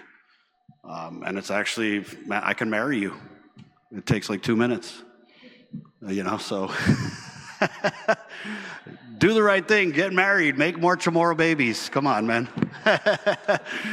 So anyway, yeah, Madam Chair. Yeah, thank you. I'm just saying, it's, yeah, there's definitely things we can do to recognize this common law union, but, I don't think that this, with all due respect, I don't think that this bill, as introduced, is the way to do it. And I definitely would want to hear from, the Attorney General, other entities, because I know the Attorney General had checked the box, the sign-in sheet, that he opposes the bill. So, I'd like to hear some of these thoughts and discussions, because we kind of kicked around introducing something like this in the previous term, and it was my understanding that there's certain laws that are linked, and that passing something that recognizes common law marriage might jeopardize other parts of our statutes, But again, I'm not an attorney. My advice is, though, that you just tie the knot, get married, show her you love her, all right? Si Dios Masi, spread the love and make more Chamorro babies. Thank you, Madam Chair, for the opportunity to speak this morning, and I look forward to hearing more from the relevant, stakeholders and people like the Attorney General on the concept and the bill specifically. So, si Dios Masi. Absolutely, Senator Barnett. We'll be sure to reach out to both, not just the Attorney General, but the Bar Association as well. And thank you for always bringing some light to this that could be for some people very, sensitive. And but I too, had a lot of questions. I was hoping the Attorney General would stick around for that, but he had a prior engagement. But he did oppose this legislation. And I really want to know why. I do know that some of the questions that I had too is like, what happens if you've been in a relationship for a while and then you no longer live with that person for about 2-3 years, and then all of a sudden you come back and live with that person again. I mean, where does it begin and where does it end, in a situation? And it, like you said, Senator Barnett said, it really is a lot easier to get married. I mean, I think everyone up here has married individual. I just married somebody a couple days ago. It took more than took like less than 4 minutes to get married. And I think a lot of people think that, oh, well, because divorce, if I do want to divorce somebody, it's going to cost, it's going to be very difficult to do. Well, I don't think this legislation is meant to make it easier for you to split up, because there are some repercussions after, even if you sign into this, that you will have to go and if I'm not mistaken, Senator, documentation needed if there is a breakup, So there is a lot of issues I have, like the inheritance part, would retirement, the government of Guam recognize common law and allow the individual the benefits at the retirement, if it's a common law. What is the laws there at retirement? Also, with regards to, of course, Senator Terlaje mentioned about spouses passing away, and this also can open the door for abuse, especially when it comes to filing taxes too as well. So I know there's going to be a lot of work on this legislation. I will definitely work with the author of the bill, and especially when we get a word from the Attorney General as well as the legal association here on Guam to chime in. So that being said, I will now turn it over for closing for Senator Calvo. Thank you. You're recognized. Thank you, Madam Chair. Before my closing remarks, just to clarify the whole intent of the bill. Obviously, the four of us here earlier, well, Senator Barnett left already, agreed that it's easier to get married. And I have married so many individuals, so I encourage, of course, couples to get married, like myself. But here's the deal. We are public servants, right? And we serve every single person here in Guam. So I'm just being mindful of the many couples, individuals, and families that are cohabitating, are common law partners, their children, and many others that are involved within their family unit. So this process, it's not an easy process, and that's the truth. Meaning you still have to submit judicial declaration requirements. So it's not like you've been together for 3 years and you're automatically common law married. It's not like that. You will have to go through the application process. It has to be vetted. It has to be legit. It has to really, really show that you both, as the two people, you both have the intent of taking care of each other. So I think that there is more to the bill that needs to be understood. Like all my colleagues here, I am also waiting for testimonies to be submitted, and I'm curious to see and know the inputs of other people.